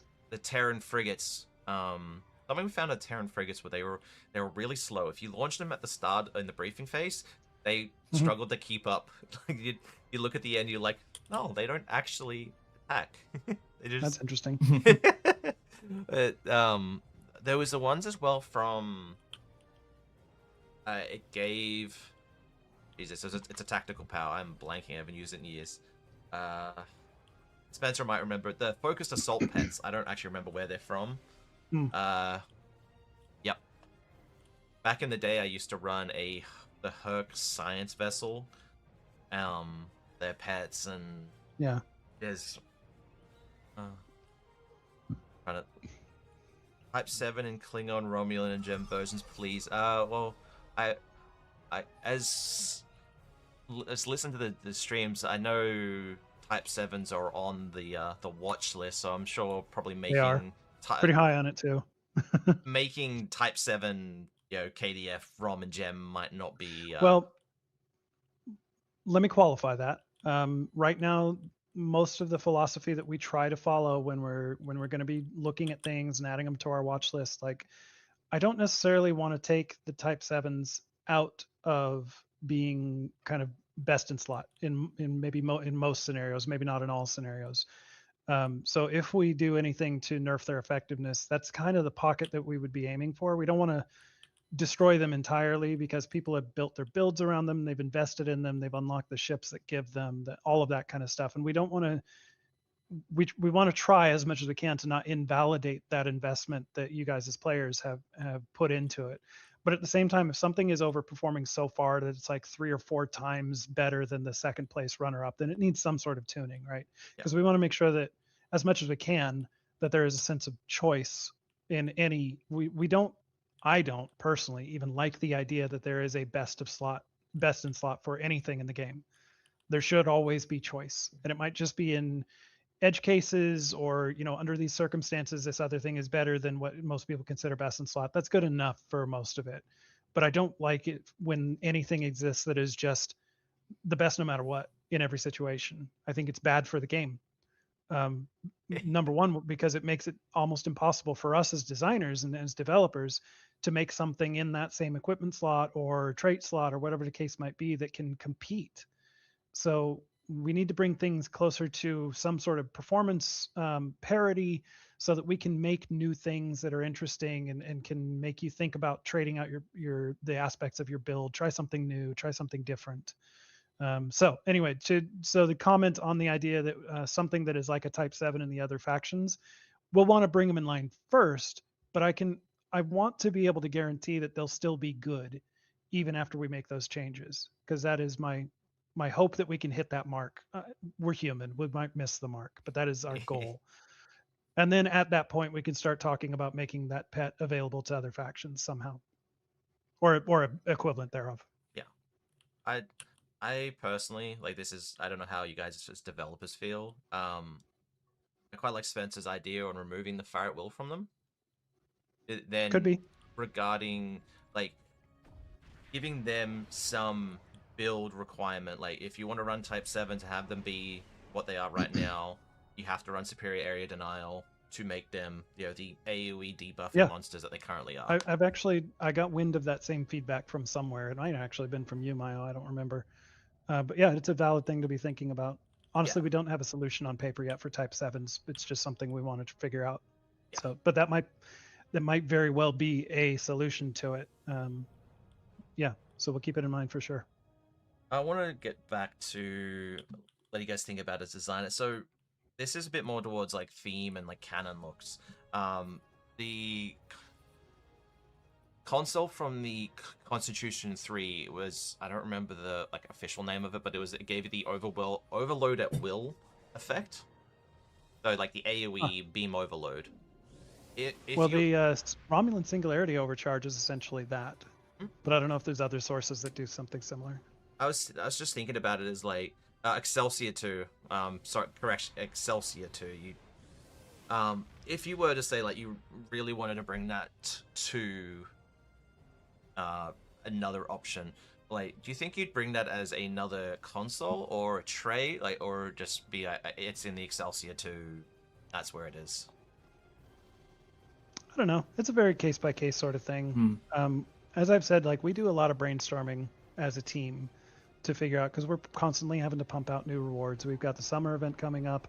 We have a season rolling out later this summer as well that needs like both an event reward and an episode reward, and there's constant like TFOs and stuff. So we do a lot of brainstorming and figuring out how we can give you guys new toys that are different than the toys we just gave you, give it good, mix things up in a nice cadence and everything. But like we already have a laundry list of ideas that we like that are our own. And so I'll be perfectly honest. Like we tend to only come to the players for suggestions when our well starts to run dry. Yeah. And we're on a kick right now where I think as a team, Crikey, our own you juices have been follow. flowing just fine. So we haven't needed to come to y'all for a lot of suggestions recently. Yeah. But that is something that really goes in waves, and we might find that 6 months from now we're all out of ideas and we need your help. It was something I just was thinking about. Like, I made a Keldon, Cardassian Keldon build recently, and I wanted to try to make it as close to screen accurate, but also like a higher end performance mix. And that beam overload with a limited VFX effect going off, it was that like sweet spot of it really looked like it was like slamming beams into DS9, and I was just thinking about that console of like I've seen it on a lot of builds, and there's people love it to death, and I was just thinking about would that potentially ever become like a Starship Trade extension for beam overload and it swaps, or like something random like let me never say never in response to that. So that was for beam overload. Like you talked about Mayo. Yeah, I was gonna say I want to be honest, and I personally think that AOE stuff already has a lot of choices, a lot of things that they can do. If it were up to me, and again, if I had infinite money and infinite team and infinite everything, I think that I would like to do encounters for single target abilities. So, I mentioned it a few times that I'm more of a duelist when I'm playing, so I really would like to have like one big enemy that you have to do several things to beat, Right. rather than have a swarm. There's Just so I have a chance to use, for example, rapid fire or use beam overload and stuff like that. There's a boss fight that I was told about. It's not in a game that I ever played, so I don't even remember where it came from. But just as an example to that, like it was a two enemy boss fight, and if you did any damage to the one that you weren't supposed to be damaging, then it healed both of them, and that included AOE's. So it meant that for the sake of this boss fight, even though the game had a good number of AOE abilities that you could use, you had to single target, because any splash damage that could potentially hit the other guy would end up negating the work that you had done on the target you were supposed to be fighting. So anyway, that's just to say I agree with Mayo, but I don't know how much we can do that from a broad mechanic standpoint, but maybe we can figure out fun little tricks like that for a boss fight that at least put the challenge to the player and force them to rethink how they play the game in some way. That's one of the most fun things I think there is that a systems designer can have in their job is to make players rethink something, even if the answer is easy.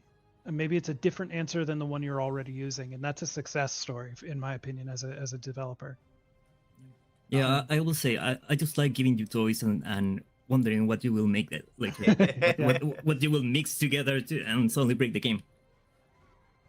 A little pet side project of mine was the Nadarian. How effective can I make that, but being completely like passive?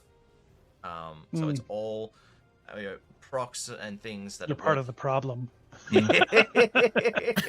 I don't take that into TFOs at all, but I made it for it was many years ago when like I don't know if it was the first or second round of the Starbase 1 event, and I'd just be out in my private TFO and I'd go over and make a sandwich. I'd just be I thought about how can I make this tank the map but also do more while I'm not even there.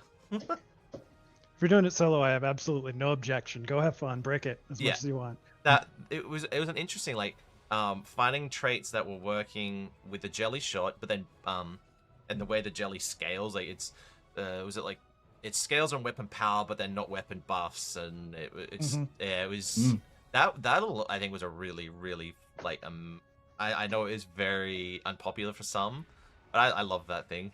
I love it's a very challenging thing to buff, but it's fun. I have a deep love-hate relationship with the jelly. I made it, and I balanced the console, and I made the choices that led to where we now live. And I love to see people still flying it around like 5 years after it came out. That's pretty cool for a starship in STO, right? To have that kind of longevity. But at the same time, I just, obviously it chafes me so much to hear people like, oh, it's another AFK jelly in their TFOs. So yeah, very much a love-hate relationship. Yeah. It's on the watch list, but I don't know if I'll ever end up doing anything about it. You heard it here. It's the culprit. Well, it is my fault. If people do keep up with events, they do have access to the Woven jump, so they do have a 20-kilometer jump to move it around. So I do try and recommend. I say if anyone's going to take this to any TFO, please take a jump console to move it around, not just sit in one spot and be AFK. That's our tag team, Mayo. You made the jump console. I made the jellyfish. So. Yep. On the note of like design, I was looking into ships Mayo, and like I didn't quite realize you like the Helios, the Shangri-La, the Achilles, like all these runs recently. They've been amazingly successful fan favorites. Like I think the inspiration on the Corral. Like I was curious on where. Yeah, but don't forget that he also made the Orion Interceptor, which hasn't been that. Wow. Did he make Maya? Did you make that's a nice bit of coinage. That is too nice. Because I quite like that experimental weapon. The Bison, yes. Yeah. I'm not trying to throw shade. I'm sorry. I just I want to point out that the longer you're here in this game, like there's selective memory at play sometimes. There is. Yeah. So there are hits, there are misses. It's part of the job. Yeah, like the Nova one. I know you really liked the Nova one. The console was cool, and I liked it in lower decks. But yeah, that was for me like not my personal favorite. I think Spencer is trying to remember. It's the one that gives you like an AOE effect, and then when you're above it, is it above a certain speed or something? Remember Spencer putting it on build for Sooner, and it that's the trait, speed, right? Yeah, like the faster you go, the more damage it does, something like that. Yeah, something like so. The Nova one, it's all about speed, and the inspiration was because Lucano was crazy and he was a narcissistic idiot. So I think that the most notable thing about the console, because what you were mentioning is a trait. The console, exactly what it does is that it converts enemy ships into your side. And that was taken directly from the show. I think that for me, more interestingly, is the passive, which can give you a massive shield regeneration because it scales with speed. So I remember that when I was everyone, Mayo does shield stuff too. It's not just me. I like the shield stuff. One of the first things that I said when I joined this job was, I'm gonna make shields viable. And good luck. We've been working on that for 16 years. I don't. Well, just let me finish this idea, otherwise I'm gonna forget. So when I was maining the Nova one, I was using the console not for the active but for the regen, because it's such a fragile ship that anything can blow you up.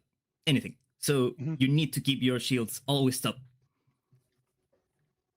And the trait that was funny because I actually took inspiration from another of Jeremy's abilities, which is the shield scraping that you get on the pilot specialization.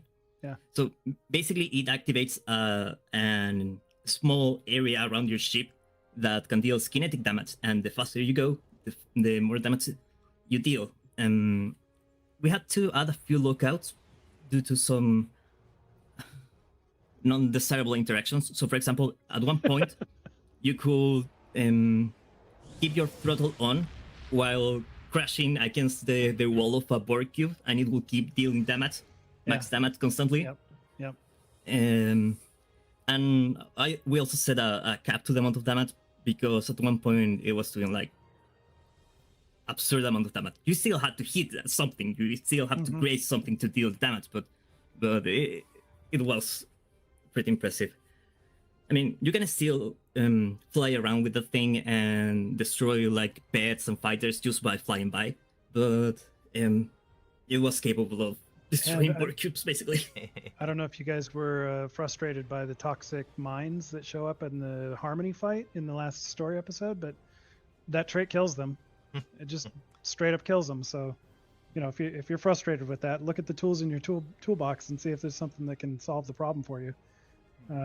Yeah. Perhaps I'm trying to find the. That's called Bolt Pilot. Or Bolt Piloting, something like that. The Because shield the scraping DIs thing, yeah, it's in the pilot spec.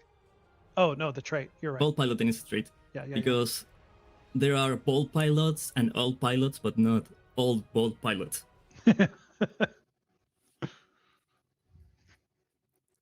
Yeah, Your Dismissed also handles it. Yeah.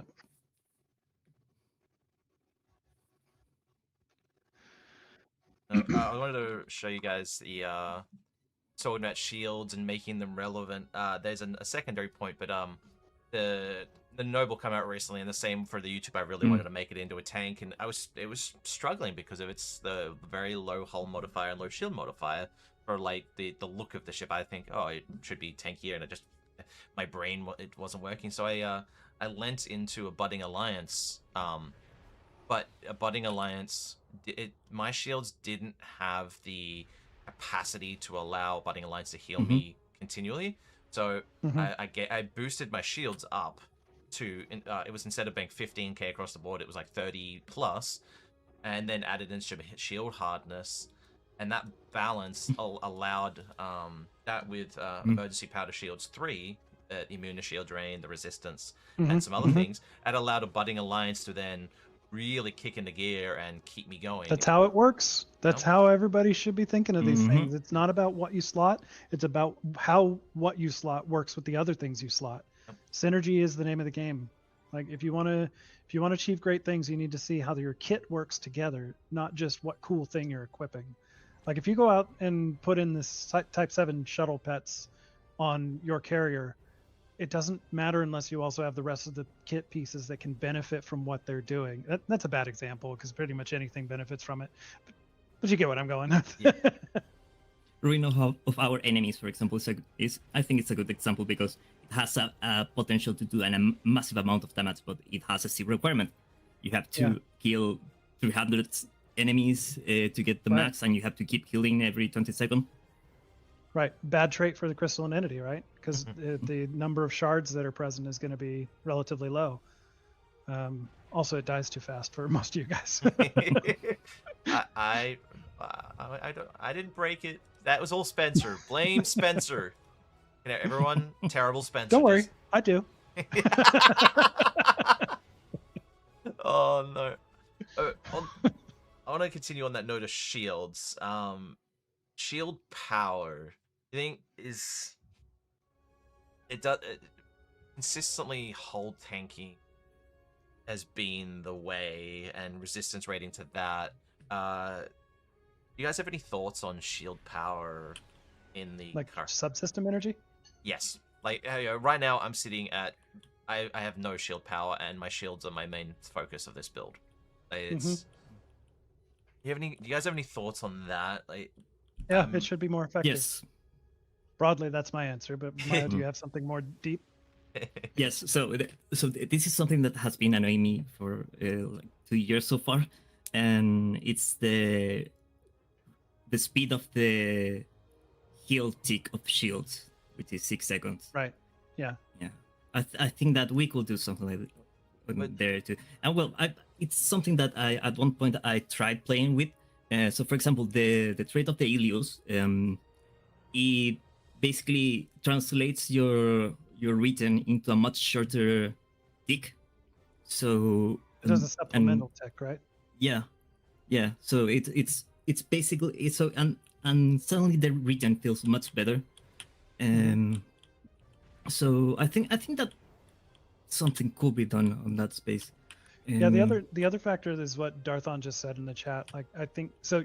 Your shield energy does influence bleed through, like we call it fragility scale, like how much damage your shield blocks or negates, or both. I forget offhand, but it's one of those two. I think that's one area that the shield subsystem power should probably influence a lot more than it does. The max scale is not very high. It takes a lot of power to notice any sort of change in that. So yeah, I think that's one area that shield power could be more effective. I actually think shield subsystem energy is probably the least appreciated. Obviously, there has to be at least. There's only 4 subsystems, but I think it's lagging behind just in general in a lot of ways. Which also makes it tough for us, right? Because we want to make ships, and ships have different natural subsystem power bonuses and stuff like that. And so anything that's meant to be at least somewhat more tanky than other ships, we tend to give it shield subsystem energy, which I know a lot of players that are in the know anyway, they're like, well, I would have rather have that in engines or something so I could maneuver better. So anyway, So I think, okay, so disclaimer, this is just theory crafting. This might never come into play, so don't quote me on this, but I think it will be interesting to see the regen speed tied to how much shield power you have at the moment. Yeah, I think that could be interesting. Right now, it's kind of like a fixed value, if I understand correctly. If I remember, we were just looking into this with the Ilios. So I can try it right now. So like, I have. I think that the magnitude of the heal changes depending on the power, but not the time. Not the time. Yeah, I think shield regeneration is programmed, like at the code level, to be once per 6 seconds, and it's just the amount that changes with scaling stats. That doesn't mean that that's how it has to be, but it just means that if you and I want to change it, Mayo, we might have to get some programmers on our side. So I did gain some shield. Like, something I always thought about was my shield power is low, but my capacity doesn't change one bit. That's like, I've just it might maxed take out. a few seconds to update. Well, no, capacity is not affected by your power level. It affects regen rate and hardness, like I mentioned before. That's all it affects. I could see a world where it affects capacity, but then that makes it, I don't know, that might be not very casual player friendly, if you understand my meaning, because like at least the base stats that you get from a ship, you expect like, oh, the shield modifier is 1.2, so I understand that it'll be about this many shields. And then if you get in that ship and your shield power is set incorrectly and you don't see the right amount of shields, we don't want, at this point in the game's lifespan, we have no excuse to make things more complicated. We should, whenever possible, be making things easier to understand, to lower the barrier for entry, to get new players in, to try out this game that's 17, 18 years old. Or what is it? Is it 17? What did we just celebrate? What was our anniversary? 16. 16. Yeah, so anyway, we just have to balance a lot of factors when we talk about design intents and stuff. It's a lot easier and safer, generally speaking, to take what's already there and just tweak it and tune it. Rather than adding complexity. I could show everybody a YouTube thumbnail from 16 years ago. Show some history. But maybe I won't. Maybe that's for another. Is it stoked? Yes. it might be stoked. This thumbnail here, everybody, is 16 years old. How to pick the right deflector dish. Yeah. Still one of our most popular episodes for some reason. Our very own lead designer, Mr. Borticus, it's telling us how, what deflector dish should we be running. I love it. Go watch it. It holds up. It doesn't. Don't watch it. What I was surprised at, I know it's not on the real topic, but I was surprised. I know, right, Cheops? God, I had so much hair back then. I'm sorry. Cheops is a friend of mine as well from out, like... I shouldn't laugh. Oh. I was surprised. They're not posting Stoke content, but whoever is running that is still posting after 17 years. I was like, holy moly! Yeah. Chris, my co-pilot back from Stoked, yeah, he still runs Jupiter Broadcasting. mostly focuses on like engineering and Linux and like enterprise software and stuff like that, as far as I understand. But so it's no longer in my wheelhouse. But yeah, he's still going strong. Yeah, just like she's, same on not really systems or stows, but say you were to ever get back into some sort of outside of stow CC podcast or making content, if you would ever want to, do you think you'd go back to like a podcast or like modern times stream and like YouTube videos? Or that's just completely just like that's 17 years ago? No, I love live streams. I watch almost nothing but like I consume more live stream media than any other form of media in my modern day. Like I watch more hours of that than Netflix or anything else. Yeah. So I still love it. Honestly, this I might regret saying this. If I ever went back to streaming or podcasting or anything, I would do a karaoke streaming. Yeah. That's where I'd be. Yeah. Because like I get a lot of creative fulfillment from my job, thankfully. Like I know not everybody's lucky enough to have that. And so that scratches a lot of my creative itch. But at my core, I've also always been a performer and a musician. So that's where I started from. Like back in the days of Stoked, I was also in a band, a professional band that we played every month at a fixed venue, and we occasionally did other gigs.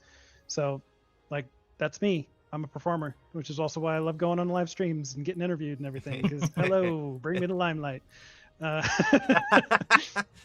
hey, in a way, like I said on the stream, this is part of why I wanted to bring you guys on and try like my best at this sort of style of questions, and not just give us omni restrictions or give us all the omnis, like, because I think that side of get to know the person, not the developer, a little bit more. I've seen a few of like, wow, that's great, we love this, and that is some personal interesting note of really cool to know that you think like that and so on.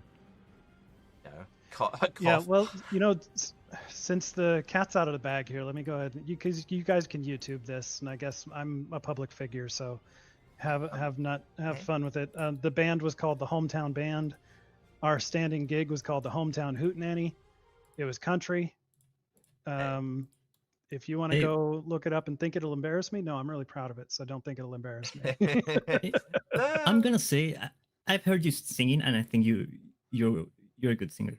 Thank you, Mayo. I'm really out of practice these days, but I still appreciate it.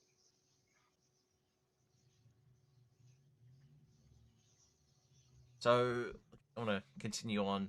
So it's not my, I have done it before, but I'd say EPG, but science.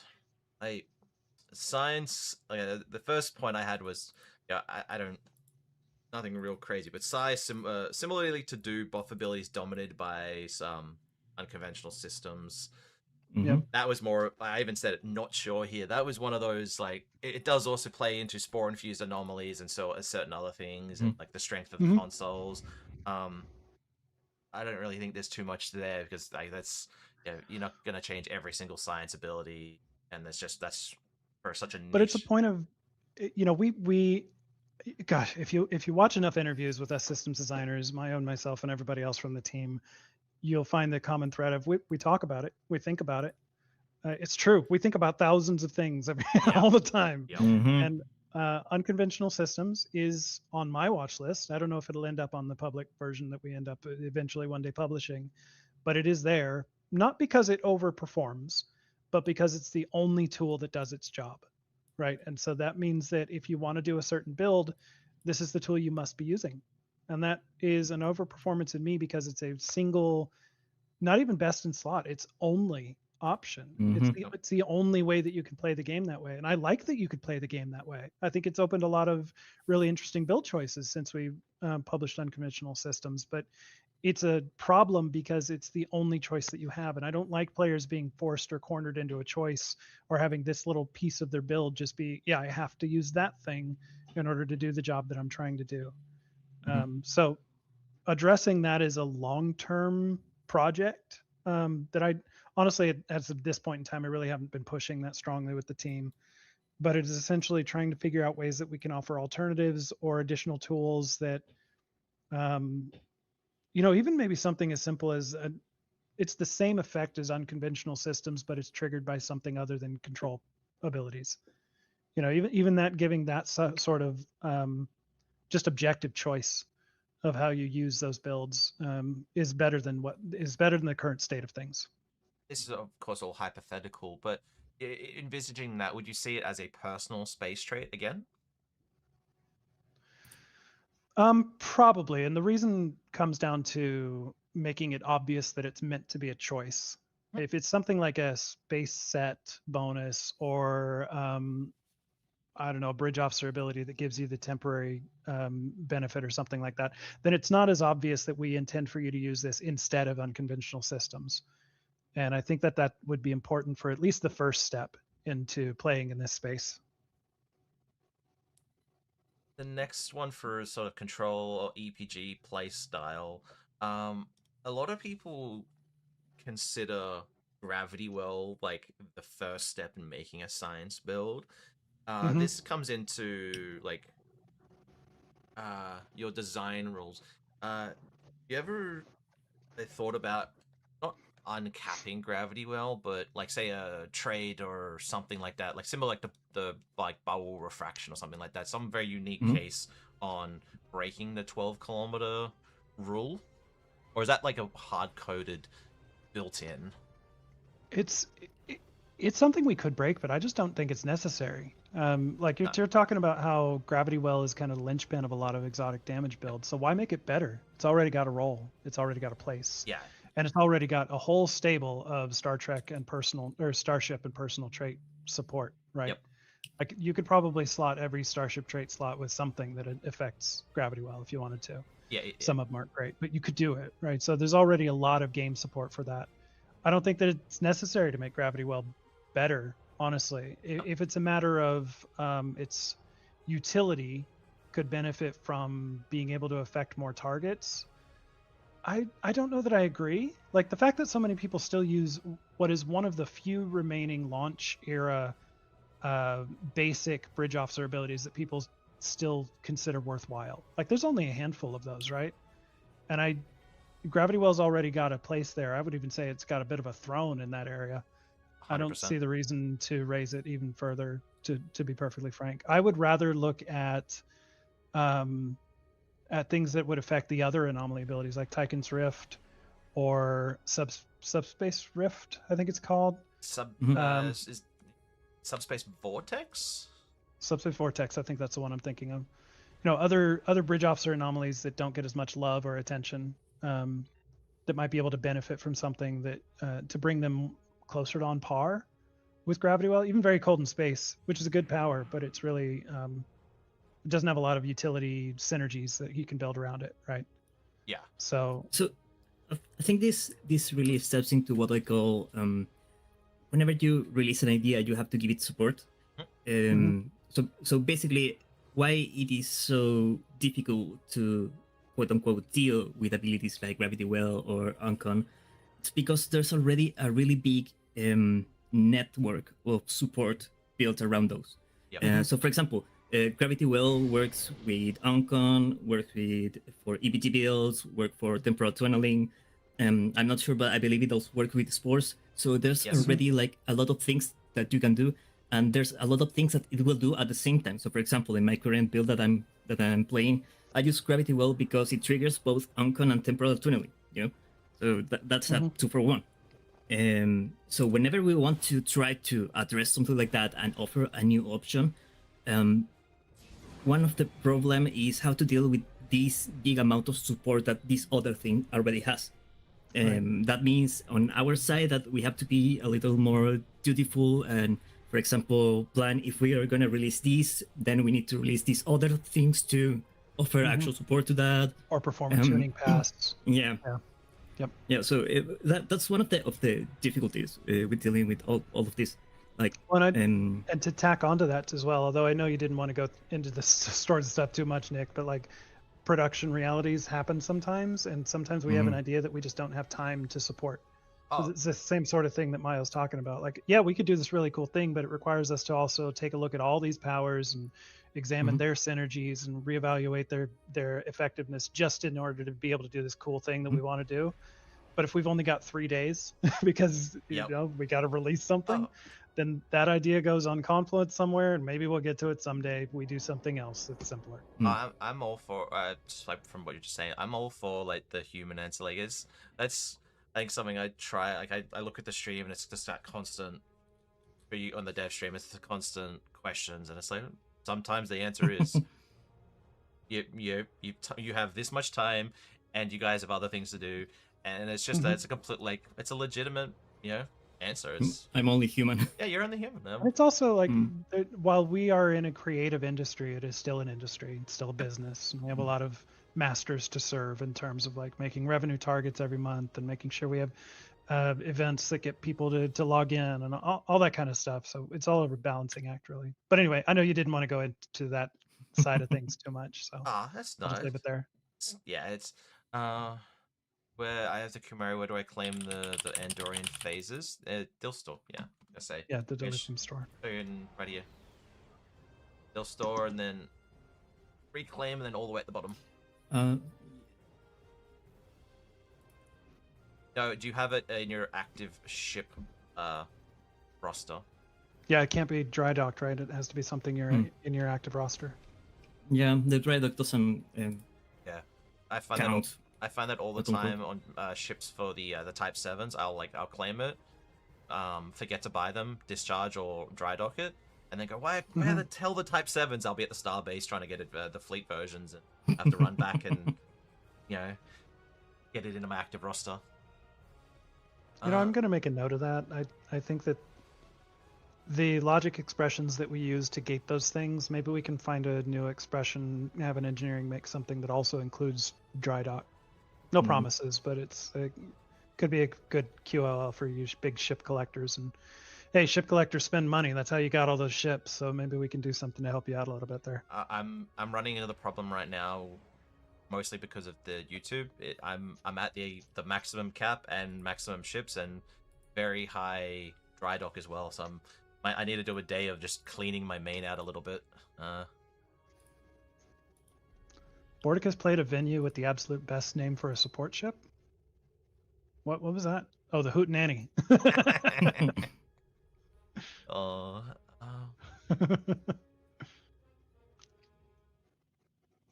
Going to my list of okay, so this is more of a, I know you've talked about it before, Jeremy, the reworking of these I remember one of the streams you mentioned the Voyager era ships and specifically the Anorax. That was I see, like, I want to take my best step on, like, that one I think makes sense on if it was to ever see a rework. But it is like temporal. It has to have a temp op ship. It has to be, right? Yeah. It's kind of a travesty that it's not a temporal ship. But that's just a matter of like the order in which we released features. Delta Rising and all the Delta Quadrant ships, when that released, all we had was Command and Intel. Those were our only spec options at the time. And then it wasn't until probably about a year later that we released Temporal Operative as a ship spec. So it's been, some of those ships are just out of time, right? Yeah. I guess you could justify that this is after the end of the Year of Hell and the Anorax is designed by non-time traveling Krenim or something like that. On that note, what would be the reason for you guys to ever think about actually like pushing that to live, like a sweep of those certain ships? Like, would that just be like a personal thing, or what would be the, like? Are you talking along the lines of like like no new art, but just like a stat revamp of existing T6 ships? That or like if it was to ever see a rework, you think the ship itself, like, this is all hypothetical, like, you think the ship itself would be reworked, or you would make, like you just said, like, I don't know what the it would be referred to, but like prime Anorax, Yeah. It's difficult for me to comment too much on this because I've been in conversations with Thomas on this subject, and we might be coming up with your decision plans. And so then when we first started talking about some of this on previous streams, it was really pie in the sky, just brainstorming stuff. But now that Yep. we're starting to think about actually doing something that's along these lines, Yep. I think I need to get a little tighter lip, unfortunately, Uh, and just ask you guys to be patient with us while we figure out how to pull it off. I don't think you see it as a legendary. Like I've said before, like legendary versions of starships, we only really want to do those for ships that have 2 or more variants in their existing lineage. And so in Anorax, there's only one variant. So anyway, so it's not a good candidate for legendary. But like doing some sort of a variant refit, I don't know. We're still talking about it, but it is of interest, and it might end up becoming something. I think that's the most as I can like really comment on that for now. I want to highlight something in chat from the Supreme Market Manipulator. The Fleet Anorax would be cool for the OGs that own it. I mean, I know the reason why he says that is because he probably has like 100 fleet ship modules and he wants to sell them for more. You know, that's the main reason, right, Spence? He's not the only one. Fleet ships, fleets in general need a little bit of love. And I told you guys before, and there's an update on the roadmap. We're doing a little bit for fleets. It's only the first of what we hope will be a lot of updates. And so in the course of figuring out what we wanted to do to bring some love to fleets, I looked at fleet ship modules, and there's a stagnant economy might be a good way to put it. Like people are just hoarding a lot of them. So I'm aware of that issue. I love it. For me, I've been friends with Spencer now for I don't know how many years, and it's always fun having some friendly banter with him. Mm-hmm. Yeah, and I don't think they're sellable. For people with 50, 60 characters, the fleet ship modules are probably not super high demand for those sort of people. Yeah, right, you get them along with a lot of bundles. They're given out with the reputation system. So yeah, there's a lot of ways to get them if you have multiple characters. That's true. Mm-hmm. I would never hoard Nick. Spencer, you'd never hoard Borg duty officers. I to this day, I don't know when I was. He doesn't hoard; he invests. Something Darthon's been wanting me to show you guys. Back with Darthon, if you want to explain your pet cooldown reduction. I think Mayo's seen this. Oh, I've seen that. That's crazy. I want to drag it on screen for everybody. Well, I need to actually open. All right. Well, there's a delay. I'm watching your live stream, so give us a second. Dragging on. Okay, so Darthon, I think it was with the trait from the Seneca and the House Mokai pets with multiple flight deck officers to cool them down even harder. For a captain. We use flight deck officers still? That's cool. Yep. So if you can see, like this isn't sped up at all. This is all live. Awesome. He was having a lot of fun with this. This is like theoretical physics of shipbuilding. Mm-hmm. That's the level. So those are the Hangar pet launches on the bottom row? Yes. So I'm assuming you've got some other effect that is like when you launch pets, you get this benefit, right? And that's why you want to trigger them as quickly as possible. Which trait is that? The Seneca or the one of the support areas has it. Wait, is this just a positive feedback loop? Like when you launch fighters, you can reduce the cooldowns of something that reduces the cooldown of fighters? Is that all you're doing? I think so. I think so. Darthon, yeah. So yeah, he I said think yes. that well, sort of. I think that the case is that launching pets reduces your cooldown of your captain abilities, and you can have flight deck officers, duty officers that reduce the time to launch of your pets, and the Mokai, because they are disposable, they have a very little cooldown, so you can see the loop. Oh, right. And So if were you showing add... me that because you think I should nerf it? Because I will.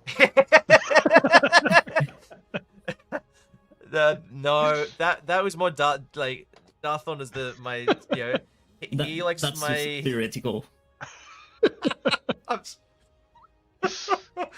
I mean, there's some things I personally, as a player, think should be nerfed, but I don't want that I don't want that hate. That hate.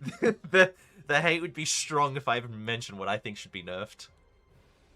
Well, look, at the very bare minimum, like that loop that you just showed requires you to use like at least 2 starship trait slots just to get that working, right? And having to be a ship with 2 hangar pets and the 3 doffs. Mhm. Yeah, there's a lot of investment into And that. have the Mukai. Yeah. So just that much investment, like it's okay for things that take a lot of investment to be very effective. That's okay. Again, a lot of this I've stated a couple times during this little chat here, but like as long as you're not breaking somebody else's fun, I'm actually really curious to see what kind of crazy stuff you guys can do. So that's really cool to see, honestly. I was really joking about the nerfing thing. I don't see any reason to have to take that onto the watch list or No. anything. Actually, You can prove me wrong. Send me a PM on Discord if you think I'm wrong. If you think Oh, it should be nerfed, I'd want to hear.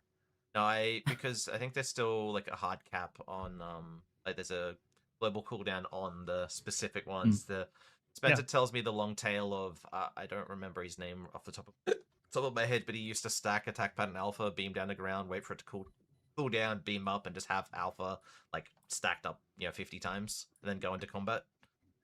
Yeah, but you just waste like 15 minutes on loading screens, right? Yeah, it's What are you boring. doing? It's boring. Trying to think if there's any chat I want to. So let me toss out the final piece to that build with the pets. So the novel trait, the event ship the ship of the event that just passed, that reduces your universal consoles when you use captain abilities. Mm-hmm. So you can theoretically replace Uncon, leaning into that. Good. I knew I talked to somebody about doing that sometime. I forgot that it made it onto that ship. Thanks for that. Mm-hmm. That was Miku though, not Mayo. Yep. Mayo did not make that was Miko's trait. So if you love the no bill, it's not a Mayo ship. So you gotta give some keep luck. in mind that the other designers do work too. I was trying my best, not last night, the night before, to go through who designed what, to just trying my best to give people credit. Like actually, I think I have one in my notes. I hope I saved it. It's like the Elios and the Obina being like first of their kinds, and who designed, like Phil being the designer on the Obina, and Maya was designer on the Elios. That I was trying to make sure like if certain things I'm mentioning. I got to be honest, like from a lead standpoint, as their manager, I think it's cool that they get kudos for good things, but it's a double-edged sword, right? And it could be, allowing individuals on the team to regularly take credit for stuff, for better and for worse, is it can be tricky. I don't know if you've been around long enough, but like the levels of toxicity and general discourse that happens in STO tends to run in waves. I've noticed, like it can be very positive for some time, and then something will happen, it'll turn around, it'll get negative for some time, but then it comes back around. It's very dangerous and demoralizing too. Like if we put out something that is not the new meta, or is broken, or is bad for some reason, it wasn't necessarily that designer's fault that any of that happened. It could have been my fault for giving them improper guidance on the kind of mechanics that they should be building for. It could have been it's a full team effort, I guess, is really what I'm getting at, right? So I want to just caution to measure some of that credit that the individual designers get, because it can go the other way and it can turn on a dime. I've been here long enough to know and experience that firsthand. So it is something that we won't always say who made what. We've been doing a lot of that recently because we're trying to rebuild our connection to the community and through live streams and everything like that. And it's been a concerted effort, but you might see that lesson at some point in the future, just because, at least for my part, I'm aware that it can go the other way, and it can be really bad for the whole team when it does. Like the ones that I don't remember the one I want to mention Phil off the top of my head, but like for Miku, on the positive note, like the yacht thoughts design on well, the Friar Will is probably a lovely gift for that ship, but the console, a lot of us love that console, and but I can see Is on that the other shield tunneling? the No, that's a trait. shield frequency overload is the console. Yeah, like the big shield lance, essentially, right? Yeah, a lot of us love that console, and that. But I can see on the other end, like the hate side and people being very disgruntled. And it honestly, I know. I said I was a silent observer. Can I throw something in here? Yeah. And so one of the things that I noticed over the years, and that I've been one of the reasons that we do so many live streams is exactly what Jeremy was talking about. I found over and over with this community and generally with online communities,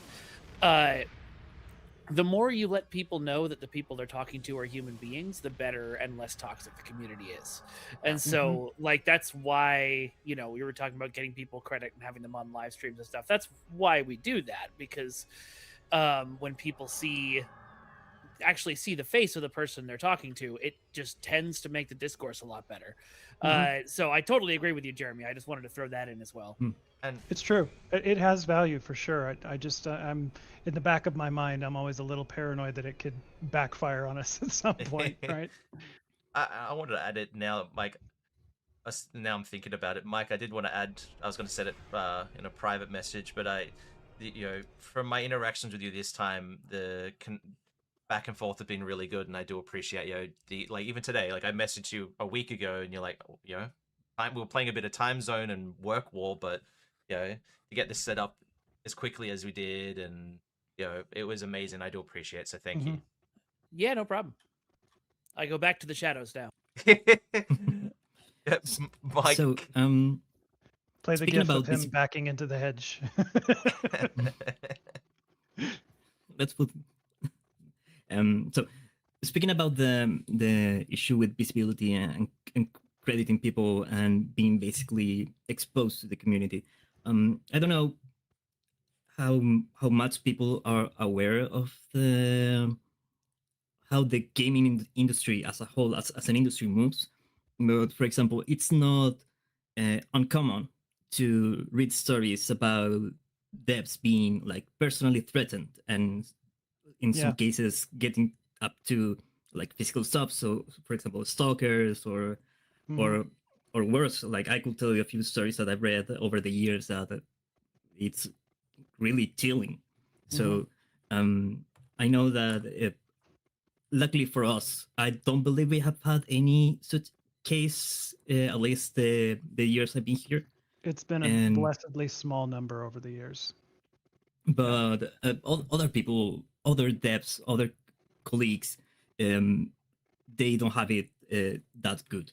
And it comes from that, especially this anxiousness about interacting with the community.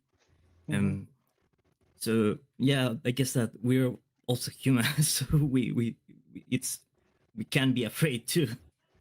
I think some of my hesitance also just comes from part of being a good manager, in my opinion, is shielding my team from anything that would be harmful to them, to their productivity or their morale or anything like that. So I think that's where some of my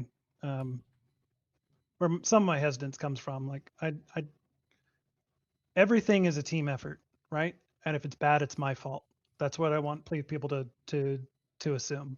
So I don't know. That's just where I come from. But don't bully Jeremy either. He's really nice. No, I can even attest that just even from today. Like, I come in and my heart was pounding, and I'm sitting there like, oh my god, like the problems of Discord, and I'm like, of course it's me, and then but no, like these guys have been amazing, and just like playing along with the idea of just wanted to talk about system stuff and the builds, and like you guys have been amazing. So thank you. I quietly, I was just setting up. I wanted to host a giveaway myself, so I was just setting up the giveaway in my Discord, everybody. I'm going to get a link for everybody, just if you do not have it. It's a T6 Infinity ship, and then I'm also going to run from my favorite onesie. I'm going to throw in 10 onesies for everybody in chat. The Zambian? The Zambian. Yeah. It's the best. I like that even your load-in screen has you sitting there in a Zambian outfit. I love it. Yeah, I paid someone to make that for me because I was like, I needed something around it. I was like, I needed that. It's part of my brand. I even have a rotating. It's probably not as often as it should be, but I have a join the onesie Omni, and that maybe you should like link something to that, or just like some idea. You know, at one point the Zambian outfit actually evolved from the winter event and wanting to do footy pajamas, because that's just, I don't know if you guys are old enough to remember footy pajamas, but it's something I grew up with, and it's a real. My grandma used to give all of us kids footy pajamas for Christmas, so that's where the connection was for me. And then I think it kind of evolved from that idea because somebody saw the outfits that were worn in TOS, and then it just became the Zambian outfit. They're hilarious and awful, and I love every inch of them. And if you wear the Zambian body outfit with the Moopsie hoodie, that is like peak fashion. Especially if you also have an epic beard, regardless of gender. I have the beard, the onesie, and the original onesie, and then I also mine's in game wears the Geordie visor, and that's been my look for I don't even know how long. But like I've said to everybody, like they said, oh, you're gonna get this outfit or this hoodie, and like no, that's my brand now is the onesie. So I can't change it. I'm just trying to. Like the bot didn't like 30; it needed the 30 minutes typed out. Sorry, I apologize. We got 10 winners. Yeah, if you guys didn't know, the hood part of the Moopsie hoodie is a separate piece from the body, so you can mix and match that with other things. It's not surprisingly common, but it's a common enough question. I have like a saved, like how to find that section because some people don't know in hoods and helmets and so on to find it. You can wear the onesie hoodie with, or the Moopsie hoodie with, I think anything that doesn't otherwise require the head slot. Yeah, so if you wanna wear that into battle, go ahead. We have some new costumes coming with summer that I'm really excited about that would go great with the Moopsie hoodie. If you know the one I'm talking about, Mayo.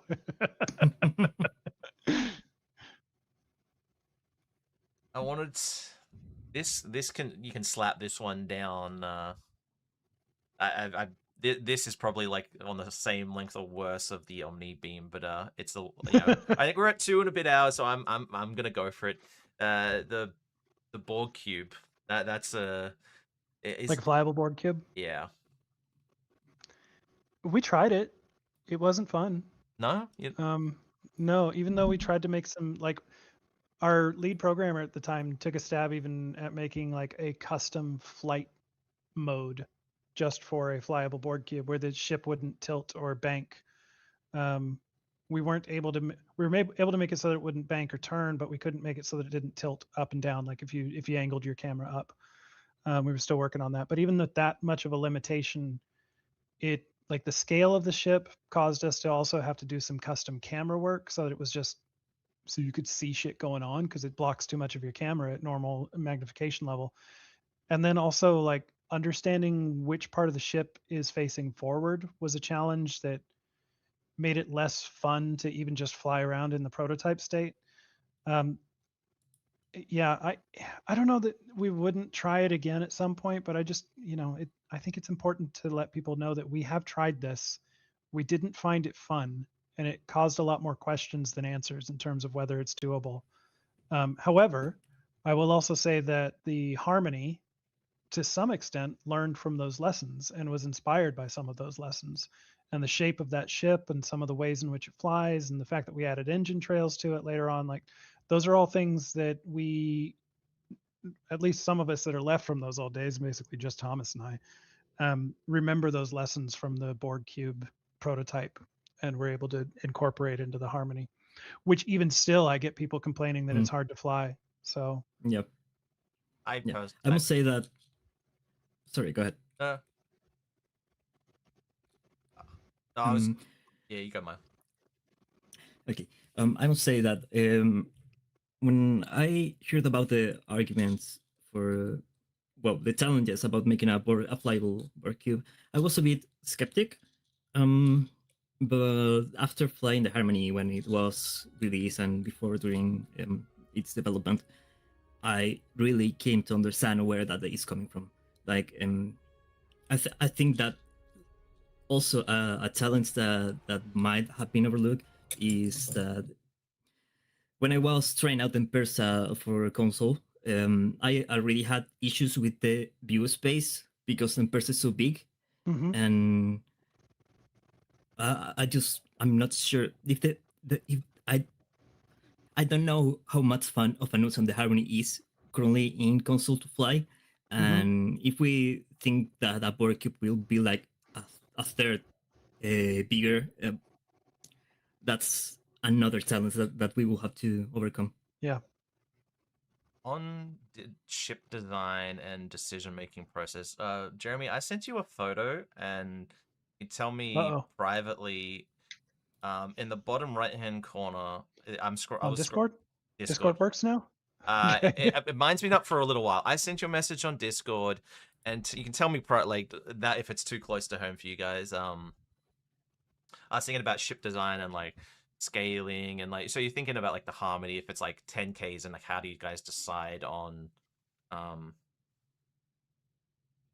how big do you make it in the game? If you see my like wide in the bottom right hand corner. Yeah. So that just, if that's too close to home, no, it's fine. You can show this. I just don't have to comment on that. But in terms of your question of how do we decide on scales for like custom ships, right? Because anything from IP, we go with as many IP references as we can to find the canon scale. And if there are still disagreements, then we just choose one. Honestly, whatever works best for our ship scales in the game. Sometimes it depends on, well, we really want it to fit on this other skeleton so it can mix and match and that kind of stuff. So we just sometimes make those decisions. But the only ships, flyable ships that I'm aware of that we have modified from canon are the huge ones, the really big ones, like the Odd Thought and the Emerald Chain Juggernaut. And I think we might have scaled up Book's ship and the La Serena. I know we did scaled up the La Serena, but I think also the Quajon frigate is bigger than canon. And that's just, we just have to do that for gameplay purposes. We have to scale down the ship so you can actually play the game and see around the camera and see around it so you can actually just play the game. But the smaller ships, like, they have to be a certain size just to be able to parse what's going on, and see which direction you're flying and stuff like that. But generally speaking, if it's a canon ship, it'll just be a canon size. Now, in terms of making a decision about how big we make something like an Etherean ship, which is our own construction, there's just generally a lot of creative conversations that go on around that. One of the biggest factors in choosing the Harmony size, though, is that this is the Etherean board cube, right? So it needed to be comparable. That's one of the biggest decision factors that went into its size. For reference, what is the dimensions on the Harmony? I don't know offhand. You'd have to ask an artist. I don't tend to dedicate that brain space. Yeah, so that's on their side. That's an art. They get. Yeah, we don't define sizes on the system side. Okay. No, we just use the costumes that we're given. Yep. I'm sorry. I was streaming. I have a question for. I'm gonna ask for Mike. This is probably more of a Mike question, and it's somewhat interesting to me.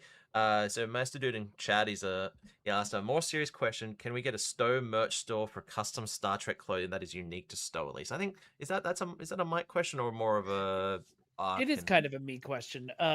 It's something we've talked about before, and I would love to talk about again. It's a whole we're gonna need issue because of the licensing and stuff. And so we'd have to figure that out, and we'd have to get a company willing to work with us to do it because we don't have the ability to produce our own physical merchandise right now. Right. The licensing is complex because as Mike just said, I don't think that our current operating license allows us to sell Star Trek branded merch of any kind. So we'd have to work that out with Paramount.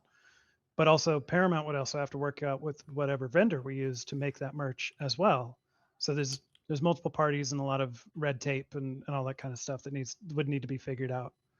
But I'd love to see it, at least. It'd be cool. I think the decision is completely out of my control in every aspect. But we would Yeah. love to sell you Odyssey uniforms. You're right. Yep. It's a joke. I don't know if anyone's seen it on any platform. It's a guy called Uncle Rob. He's like a trucker, famously. He says, "I can do 1,800 miles in one night." I can like, it's got his face 1,800 miles. I can imagine like, give us a stone merchant's Jeremy's face. All the shields, yes, more shields. Like, just for You can't fun. afford my likeness rights. More shield.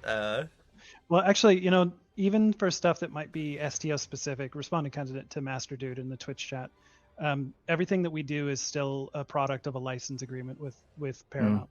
So there's still some ownership and oversight that still has to go through them, even for like the Ethereum ships. If we wanted to make a little standee of an Ethereum ship, even though it's an STO original and it was entirely made in-house, Paramount still would be a factor. I don't know exactly where the license begins and ends. I just know that they would have to be part of the conversation.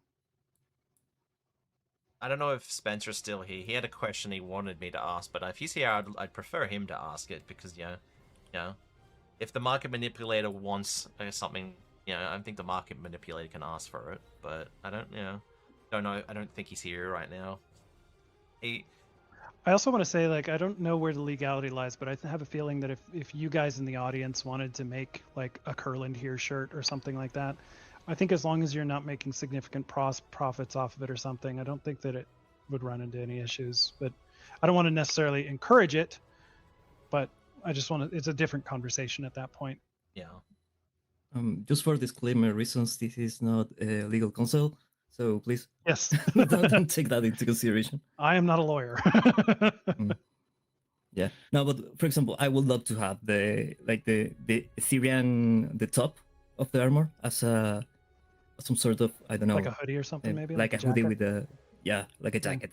I think that using that faux leather like one of these what's it, racing jacket. Yeah, I could see That that. would be amazing. Yeah. Master Dude wanted to know your hometown band name. That was his important question into this bit of fun. We just called ourselves the hometown band. Honestly, like even when we played outside of the Hootenanny a few times, we were just the hometown band. Oh, come back for a licensing gig in Stowe. Do some.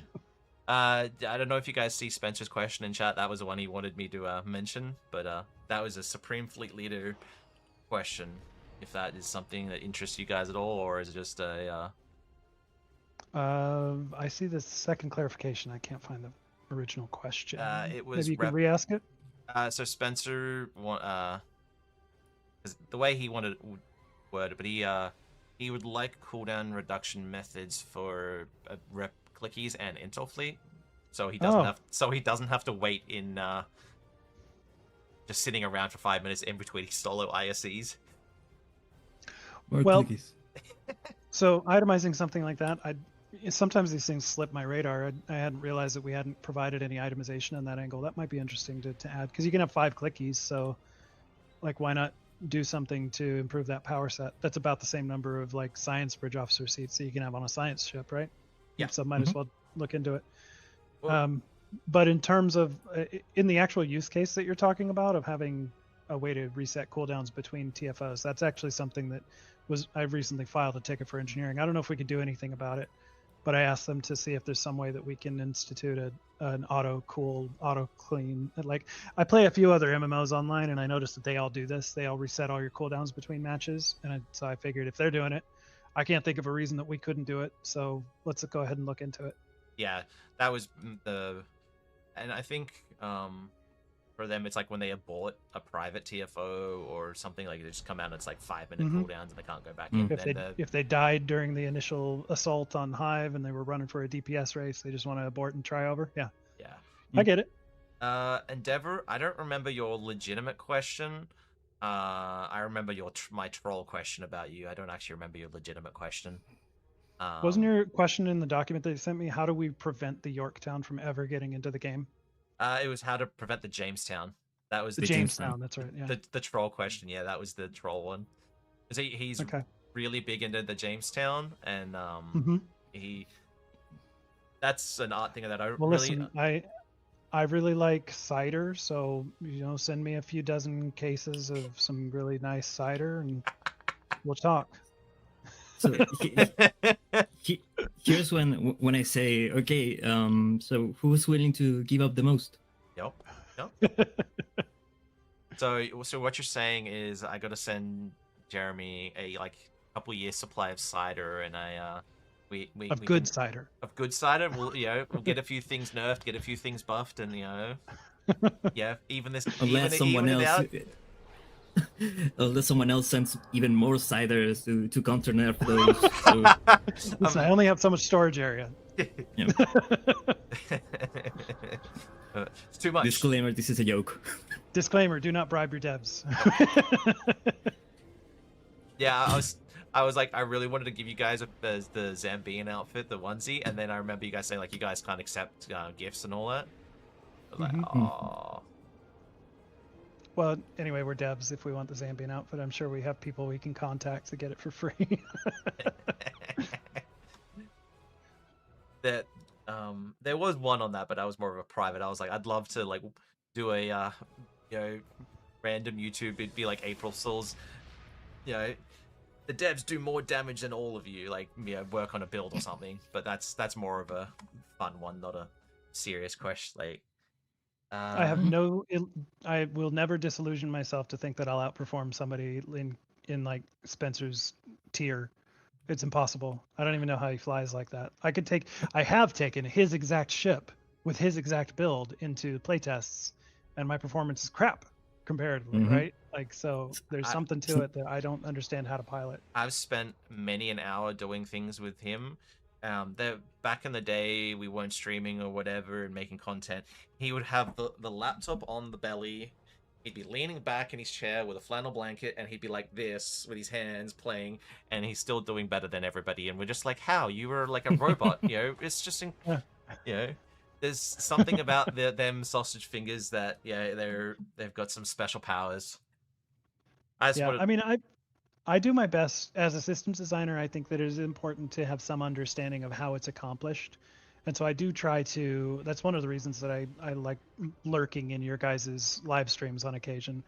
But I'm not going to ever believe that I can actually perform that well. So if it ever comes time that you guys want to do some sort of dev challenge community stream where you challenge us to PvP or something, we're just going to die. We're all going to get absolutely destroyed, and you're going to wipe the floor with us, and we're going to be happy with that. And that's just how it's going to go. There's no alternative. I wouldn't do PvP. I think it would be more just for me. It'd be Borticus has the best tank in the game. Like, I'd have to think of the wording for YouTube, like the clickbait. Yeah. It'd be something like yeah. Can Borticus survive with the best tank in the game?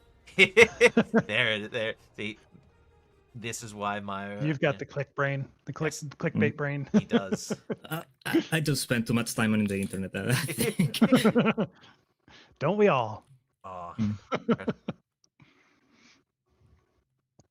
I think I have a few more, but I'm starting at a point like they're getting a bit I am just starting to realize that we didn't discuss beforehand how long you wanted to stream for.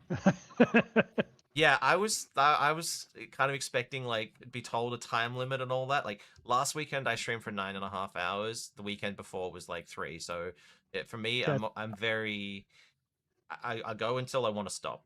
And like I don't think I'm signed up for 9.5 hours. Sorry. We are close to 3 hours right now. So in the interest of Jeremy and Mayo's time, and I don't know what time it is for you, Mayo. We may want to head towards an exit, but it's about 7:30 for you, right? It is evening. Okay, already. That's not too bad. Okay, I was worried it was like 1 a.m. That's perfect for me. I have some giveaways rolling. I might have to re-roll my giveaway. The first one, I don't know. Logical's not too. Logical's a pretty active viewer. Logical, you won the T6 Infinity ship. Woohoo! Wow. Logical. I don't know if he's here or not. Of course. Crikey! Just in the Discord, not watching your stream. No, there he is. Rigged. All right. Now, Logical's a good viewer. That's why it's like, but nah. Logical, tell me what ship you want. I've been here the whole time.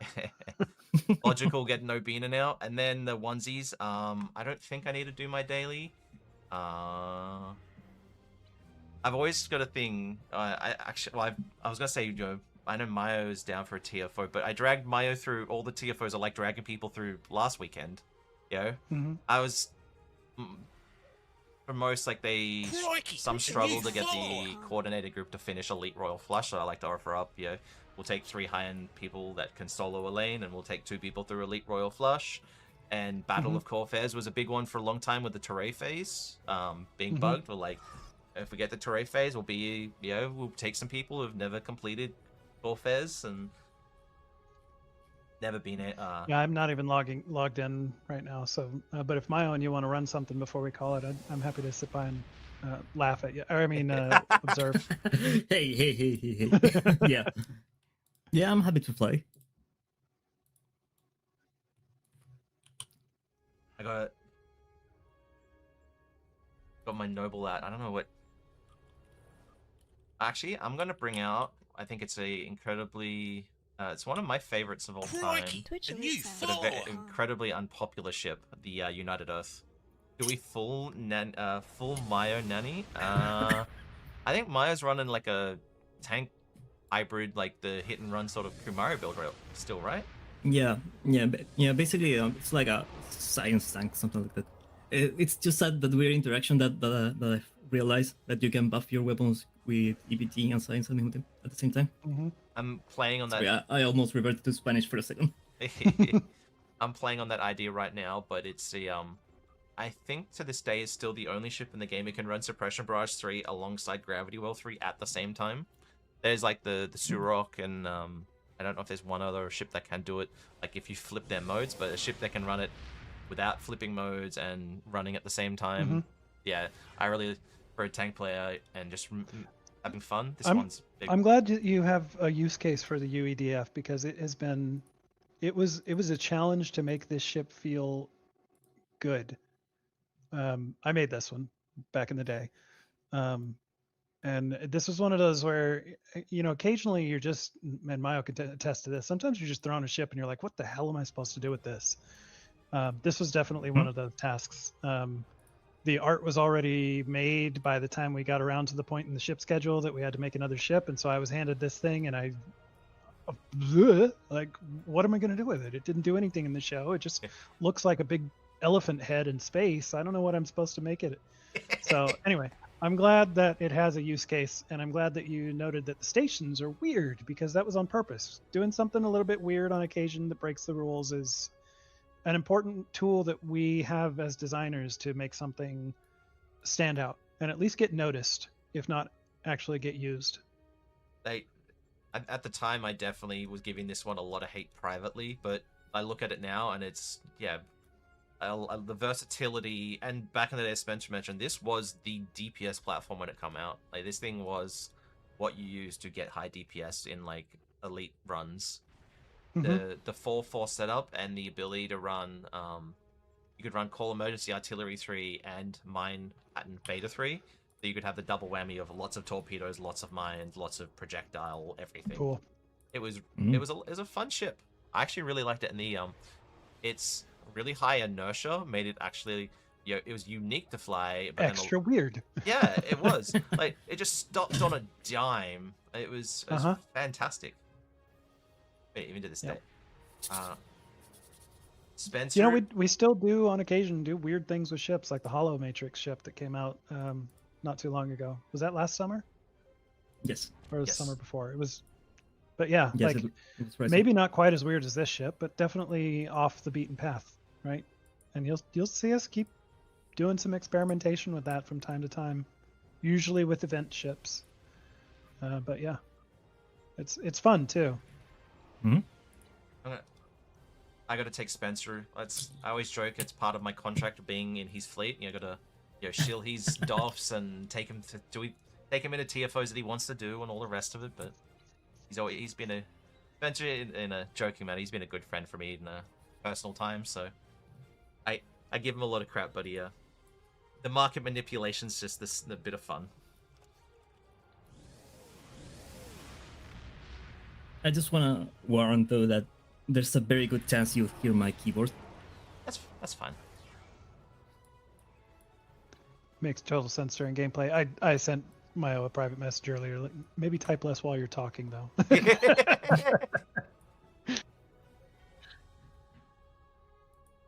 Siege Destroyer, is a good, unique ship. Yeah, I really want to revisit that, the Nausicaan Siege Destroyer.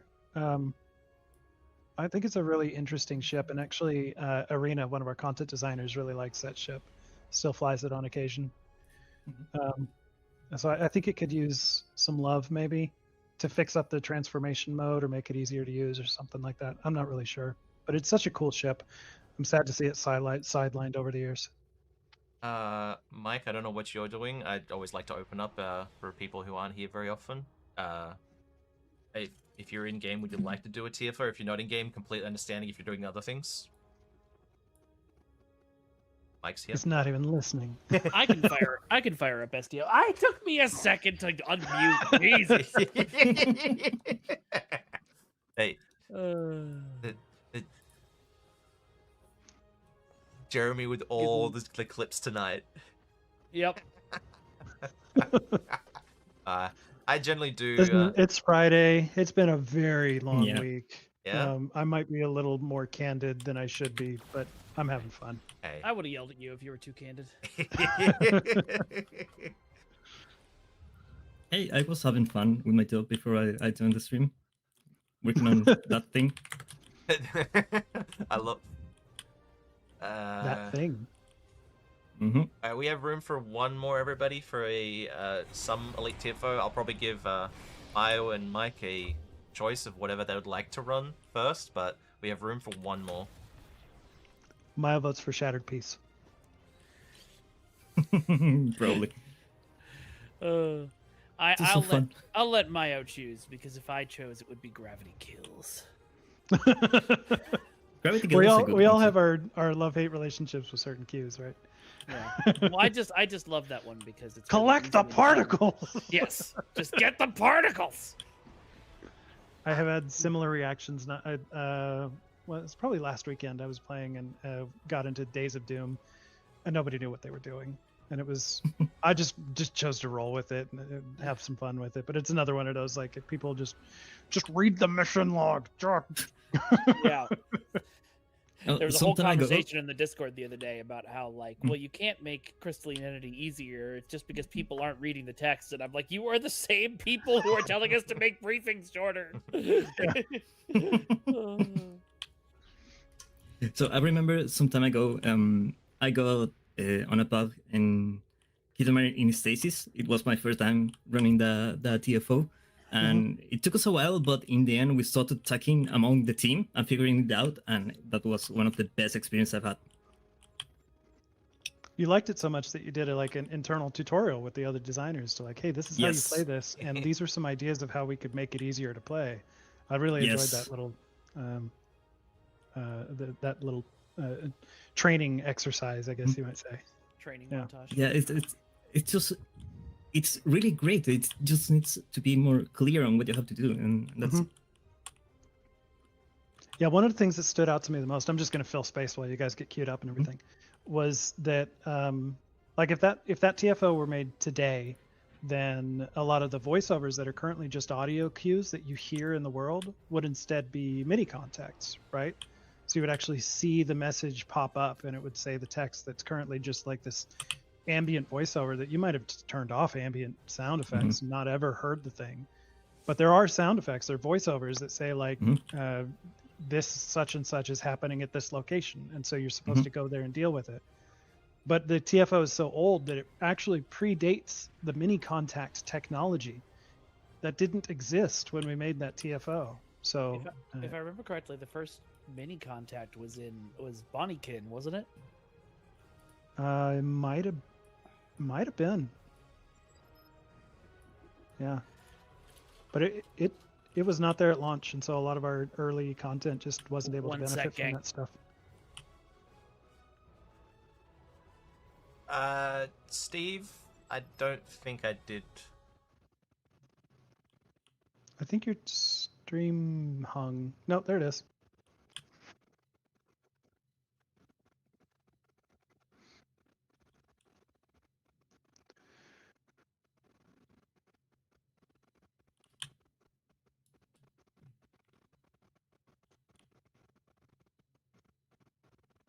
So are you, did you decide what to run?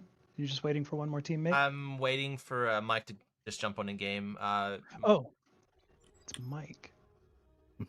I just if you have your I'm in-game okay handle, doing Mike, I any don't. map, by the way. I try. Sorry, my wife needed to talk to me for a second. Let's see. I'm getting you my handle now. That's fine. I can add you. I can add you from the search window, so I don't see you guys pop up in game whenever you're on and don't annoy you. I think, I mean, I'd give you my @handle to add me on your friends list, but I think my friends list is full, so I don't know if I can be added anymore.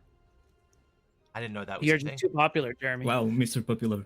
High five, Mayo. Yeah. Mayo, I was not, damn it. I was not Every time bragging. I want to Maybe I apologize should.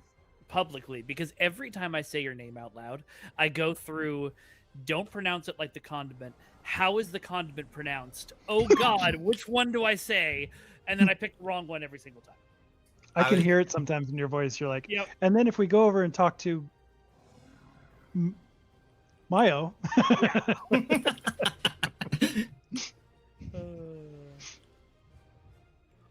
I'm All leaving right, it I to you appear to be guys. in. Whatever you guys would like to run. I was thinking just giveaways should be finishing. The onesies should be finishing. I can send those out privately, but I think end off with I don't have any strong opinions, and it doesn't sound like Mayo does either. So maybe just the first suggestion thrown in chat that isn't something stupid will do. Okay. Spencer's telling me Mayo likes Shattered Piece, and you guys said Mayo likes Shattered Piece. So Shattered Piece Elite or Shattered Piece Advanced normal. well, Mayo designed the whole Kittimer Strike team, Boston I Counter don't at the thi- end. I don't think I ever played Shattered Piece Elite, now that I think about it. Okay. I'm down. So Let's do it. I will be... Yeah. We will all die. It'll be fun. Yeah, probably. I hope so. Well, I'm in a tank, so Hmm? I can hopefully protect you guys a little bit. Well, this might be one of those boss fights, Mayo, if you want to confirm or not. That I think we'd use a manual targeting FSM for the Yep, bosses. for a few stuff. I don't think they're tauntable. I hope you guys are ready. Oh wait, it's happening to me. Darn. Spencer did make a point last time we did try to run it. It did fail for some reason. I don't even know Oh, no. why. Oh, that's true. I saw that on live stream. Well, let's hope Yeah. it doesn't happen this time. Yeah. I think I even joked about it. I'm like, oh, did it fail? Or no, that was the one before. Okay. The onesie giveaways have been pulled. Everybody in the Discord, if you're listening, send me your in-game handle for the logical. Send me your in-game handle, and everyone who want a onesie, send me your handle so I can send out those onesies and those prizes. And one day I want to set up a full instance of onesies for photos. I got close one day. I think I got into the 20s, but I went down to Bayshore and.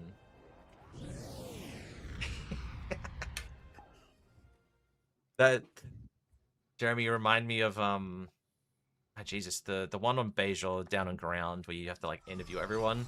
Like you get that in Elite. Just, Of Bajor. Or No. Undine Reminds me of- Infiltration. Jesus. Undine Infiltration, yeah. The people just go in to fail it and then they're like, hey, get me out.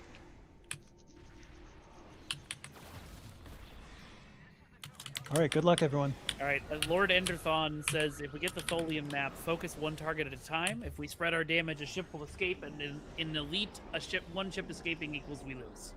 Yeah. All right. Also, they are proximity triggered, so if you get that Mhm. activity, stay close to one another. Yeah. Copy, copy.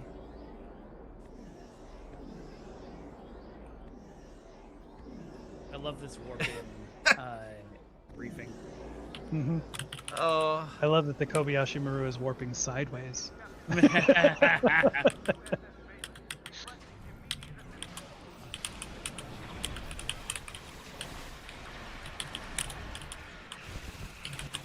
There's so many cool tricks that are kind of invisible to you guys on this TFO. Like the warp in is to hide that we are doing several different what we refer to as map regions for this TFO. Like technically, if you took the time to just explore, run around on this map, you would find that you're actually in a relatively small little square that you can't leave for each of these activities. It looks like a full system map, but you're actually fairly well restricted. And it's all just a magic trick. Got the vortex. Borg time, baby! No showers reminded me. I named one of my first tanks for YouTube the Unkillable tank, and then I'm flying around when it got a bit of traction in Leviathan and ran into one of the the plasma bolts and it one-shot me. And so now you fly the Unkillable too, right? Yes. Didn't they actually make a Titanic 2 at some point? I remember reading about that. I remember reading they were planning to do it. I think there was actually a ship called the Invincible that famously wasn't. No, you have the Invincible Armada from the Spanish Empire. That might be what I'm thinking about. Yeah, they basically deforested the Spain to build it, and then it all sunk in one storm. Yep. Sir Francis Drake set the whole thing on fire. Yep. You can just do that. The English really had fun with that. Mayo, how's that spacebar treating you? Same as it's treating all of us, I think. Yeah.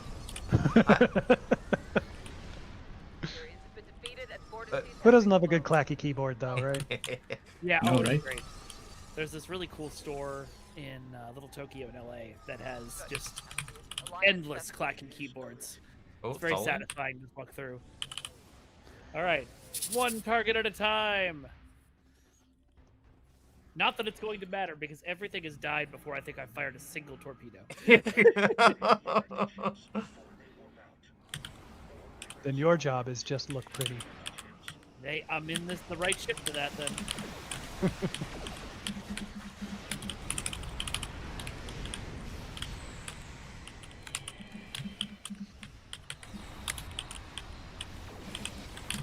My ship this way.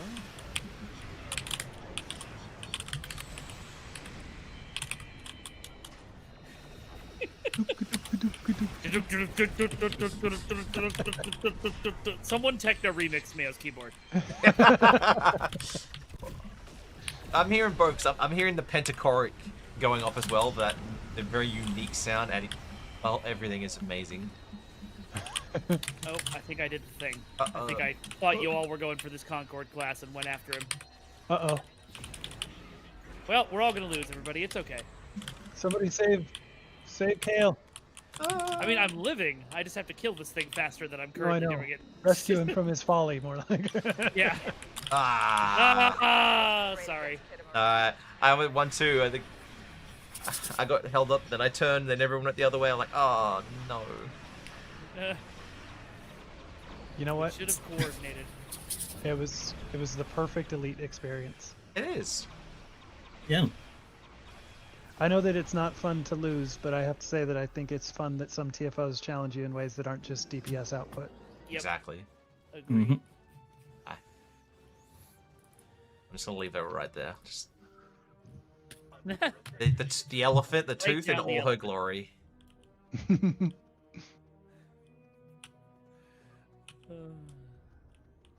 If it's too easy, it's not elite. Hey, Bill, that's a take. you know, even. I mean, there's also flying patterns. So, for example, if we're playing infected, then there is a very specific flying pattern that you follow. Basically, speedrun strats at that point. Yeah.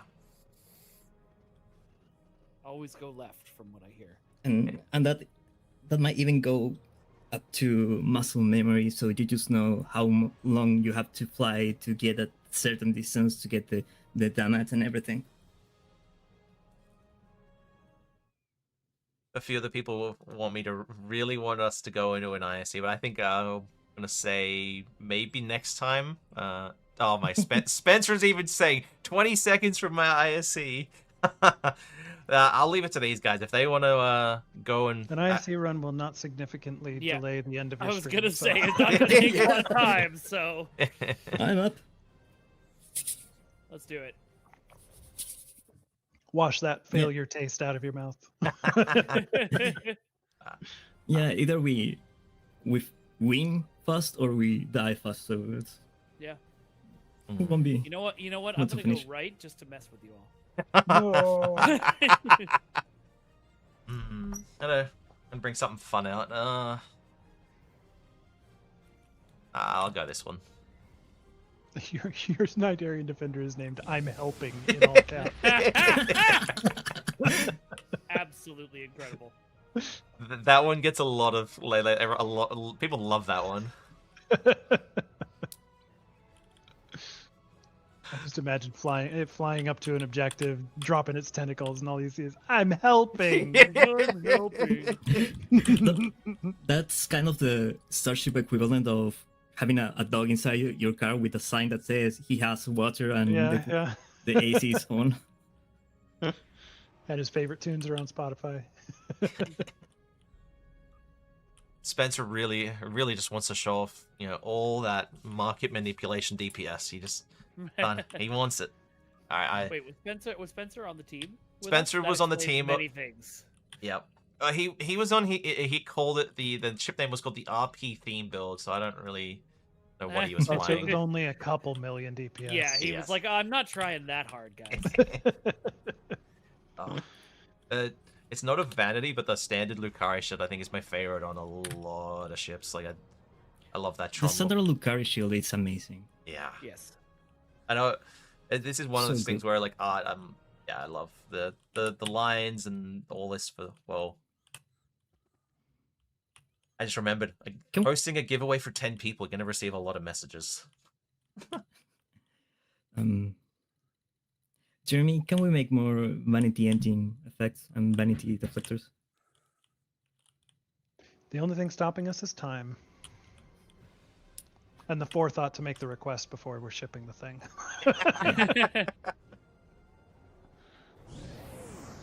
I really want to have more like trail effects. Mm-hmm. I currently use the Bossman as vanity, just to shift it a bit. Mm-hmm. I do Hey have. guys, I don't know if you know this. The situation is grim. I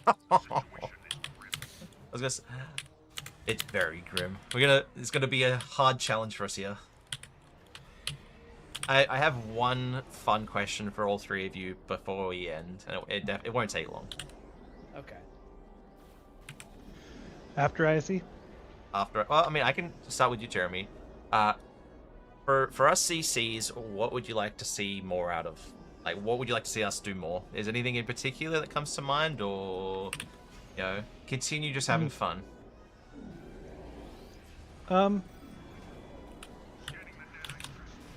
It's a tough request to make because as a former content creator myself, I understand that there are needs. Like, you need people to tune in and watch stuff, right? So, like, we all hate clickbait titles, but if you don't use them, you don't get views. Yep. Right? It's just a reality of the situation. But I mean, if none of that mattered, and I could just make a request for what you guys do with your videos and community engagement, I'd just like to see more off-meta stuff, more reasons to explore the stuff that people don't think are good. Making builds around, I don't know, an all-mine build, or I don't even know offhand what it could be, but wacky themes that aren't necessarily the most effective, but are fun for some reason. That I'd leave that up to you guys to figure out. I don't always get to flex the idea as a designer on this game, but I want to be a toy maker. I want to make fun, right? And so, as much as possible, I'd love to see a similar attitude from our content creator teams of focusing on fun first. I have lent towards a little bit more performance on my channel specifically, but like that's something I said. It's not like screamed from the top of my lungs, but like I don't do things for views per se. Mhm. I do things that I enjoy and I think people might enjoy to see. But the same Oh, regard you of know, like, another thing I'd love to see more of, although I don't know if there's a lot of audience for it, is like lore exploration Mm. or story exploration, IP tie-in stuff. I don't know if that interests you folks though, or your audiences at all, but it'd be. I always get a kick out of watching like, oh, I figured out this thing that was in this episode, and it actually links out back to this episode they released 12 years ago. It's fun to do those kind I of think things. there are a few people who do that, but yeah, I would love to see more of that too.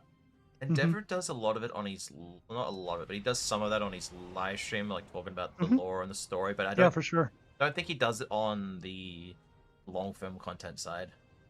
Mm-hmm.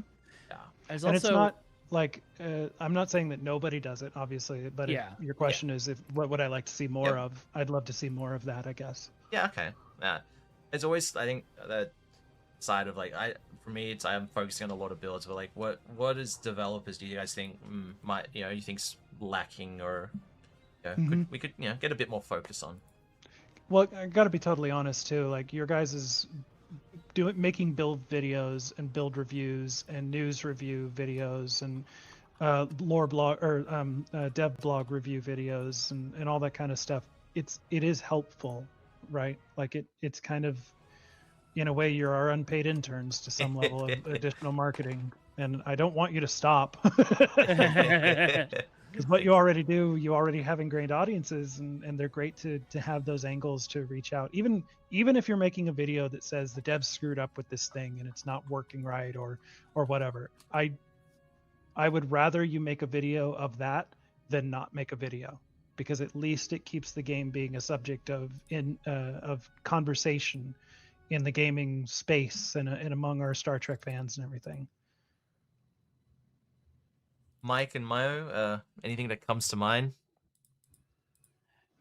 Mayo, you want to go first? I mean, Well, sorry, what was the question? well, the question was, there's anything you think CCs could be, anything you'd like to see from us CCs more? I mean, the answer could be continue on, but anything you'd like to see from CCs, anything different. So I want to give a two-part answer. The first one is enjoy what you're doing. I think that if you're having fun, it shows, and if you're passionate, whatever, if you really love the game, it shows, and I think that that's the best way to do content. And on a personal note, something that I would really like to do is keep the crazy builds going. Like I want to see. I really when I say this, I like giving players tools to have fun. Yeah. So just show me what you can do. Yeah. They're gonna take that as a challenge, and they should. Well, there's some like Darthon and I have the ideas for the veg grid, the maximum HP, and some certain other things like there's some more more off the crazy ideas, but yeah, and definitely. I think it also works like a sort of feedback loop, because if I see something crazy, then I might think, okay, how do I counter this? And the game keeps evolving, keeps working. Darthon just mentioned something in the Twitch chat that I think is worth calling out, which is another thing that I'd love to continue seeing and encourage you guys, if it's fun, is to work with each other, do collaborative streams with each other, raid each other. Like there's a lot of joy that can come from community in an MMO type game. Yeah. And the more that you all, with your communities that you've each established for yourselves, there's already some natural crossover there, right? But introducing yourselves to one another and collaborating with one another, I think it could be, I don't know. I just really like seeing that kind of stuff. Seeing everybody just enjoying it together instead of like in little isolated pockets of fandom. Wolf Grey and I have been talking about a bit of a collaboration on like bringing my tank builds to his theme ideas. Like I said, pick the ship that you think is going to be a tank, and we'll try and bring it all together and make the best theme tank possible. Like I've done a few of them, but he goes a little bit further into theme than I do. So I was like, let's get together. And like for me, it's like he loves his theme builds and has a character that I think he's got an idea for, and I love to just like help people get further into builds and tanking. So yeah, it was a double whammy of bringing two worlds together. And Mike, did you want to answer this? What would you like to see?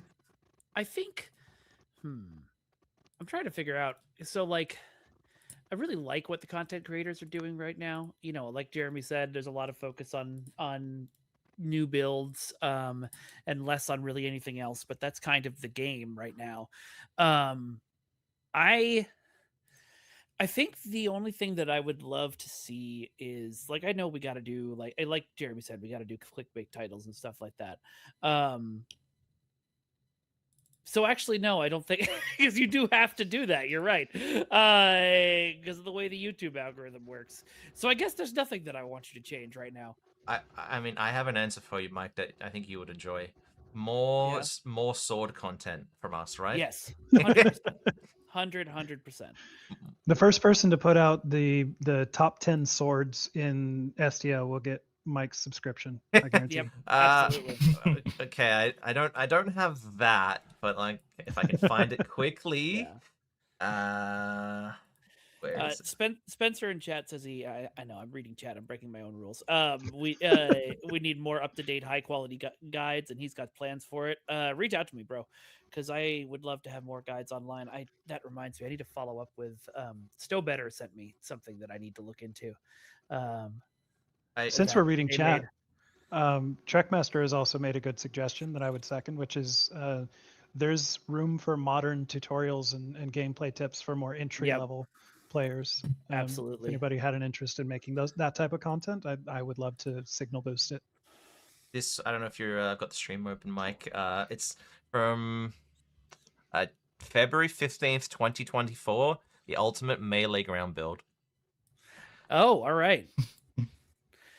I don't know. Are you using a sword though, or are you using like the Burnham melee device? Like Klingon recruit bat'leth. Hell yeah. Okay, that qualifies. Yep. Botleths are swords. There's actually there's a sword creator, some sword creators that I follow on Insta named Sellsword Arts, and they did a whole video where they were testing the Botleth, expecting it to be a really stupid weapon. Oh yeah, and yeah. It turned out and it turned out it was really good against armor. Like it's a shockingly good weapon against an armored opponent. So that was fun for me. Interesting. That, we're not talking about the Discovery era Batleths, by the way, because those have blades that specifically point back at you, and that's bad. Yeah. Do I lose credibility though that my melee character's in a giant pink onesies and he's like 9 foot tall? No, that's how all melee characters should be. You gain. That's more intimidating. If I see that running, screaming at me with a Batleth, I'm leaving. Okay. I think everybody in both YouTube and Twitch, I'm gonna end the stream off here, guys. Jeremy, Mayo, Mike, thank you guys for hanging out. I think we'll go. This has been a lot of fun. Thanks for having us. No, thank you. It was fun. Thank you for coming, guys. I really do appreciate it. Let's see. Who would you? We have 2 people in the CC program streaming right now. I think actually 3 maybe. Oh, we got Wolfgrey. We have I don't know if Cornholio's in this CC program. And Endeavor Game On. Do you guys have a preference on raid targets? I think Wolf has been engaging with you in your chat while streaming. He's going the extra mile. Wolf's is a good friend, so I think you're incredible. I always like to give choices. Stabilized plasma war. That's all right, everybody. Support. I'm not going to play favorites, but you better choose Wolf or else. What I love with Wolf is that he will often come in and be really active in my personal chat while he's also streaming on his own stream. Yeah. I don't know how he does it. It's wild. Let's be honest, he's just having a dance party anyway, right? All right. The raid's out, guys. Everybody, thank you all for coming. Giveaway winners, send me messages on Discord so I can get you your prizes. I have a raid message. made by my mod Stevo. Thank you, Steve. If you want to spam Wolf with a message, the top one is for followers, the bottom one's for subs, so most people should copy the bottom one. If you want to hit Wolf with the Nick's onesie crew is transporting in to share the stow love, you can hit him with that. YouTube, I'm going to end you guys off here, but if you do want to say hi to Wolf, this is his channel. Where is Wolf? Yeah, here's my YouTube, that is the link to Wolf's channel over on Twitch if you want to go say hi to Wolf. But YouTube's, thank you for all for coming. I'll say bye-bye. And I think Twitch is about to go. We got a little bit of time. Where is the button to end? There's so many tabs open right now. All the tabs. Yeah. I closed the moderation one. There we go. Yeah. When you get to the point when 3 screen is not enough. Yes. 3 monitors. Yeah. Yeah. So, like a few weeks ago, I started playing STO on ultra widescreen, and I can't go back now. I can't. All right, Twitch. Thanks. Bye. Bye. Bye, everybody. Goodbye, everyone. Bye-bye. Oh, that's a nice bit of coinage. That is too nice. And let me just make sure everything's out.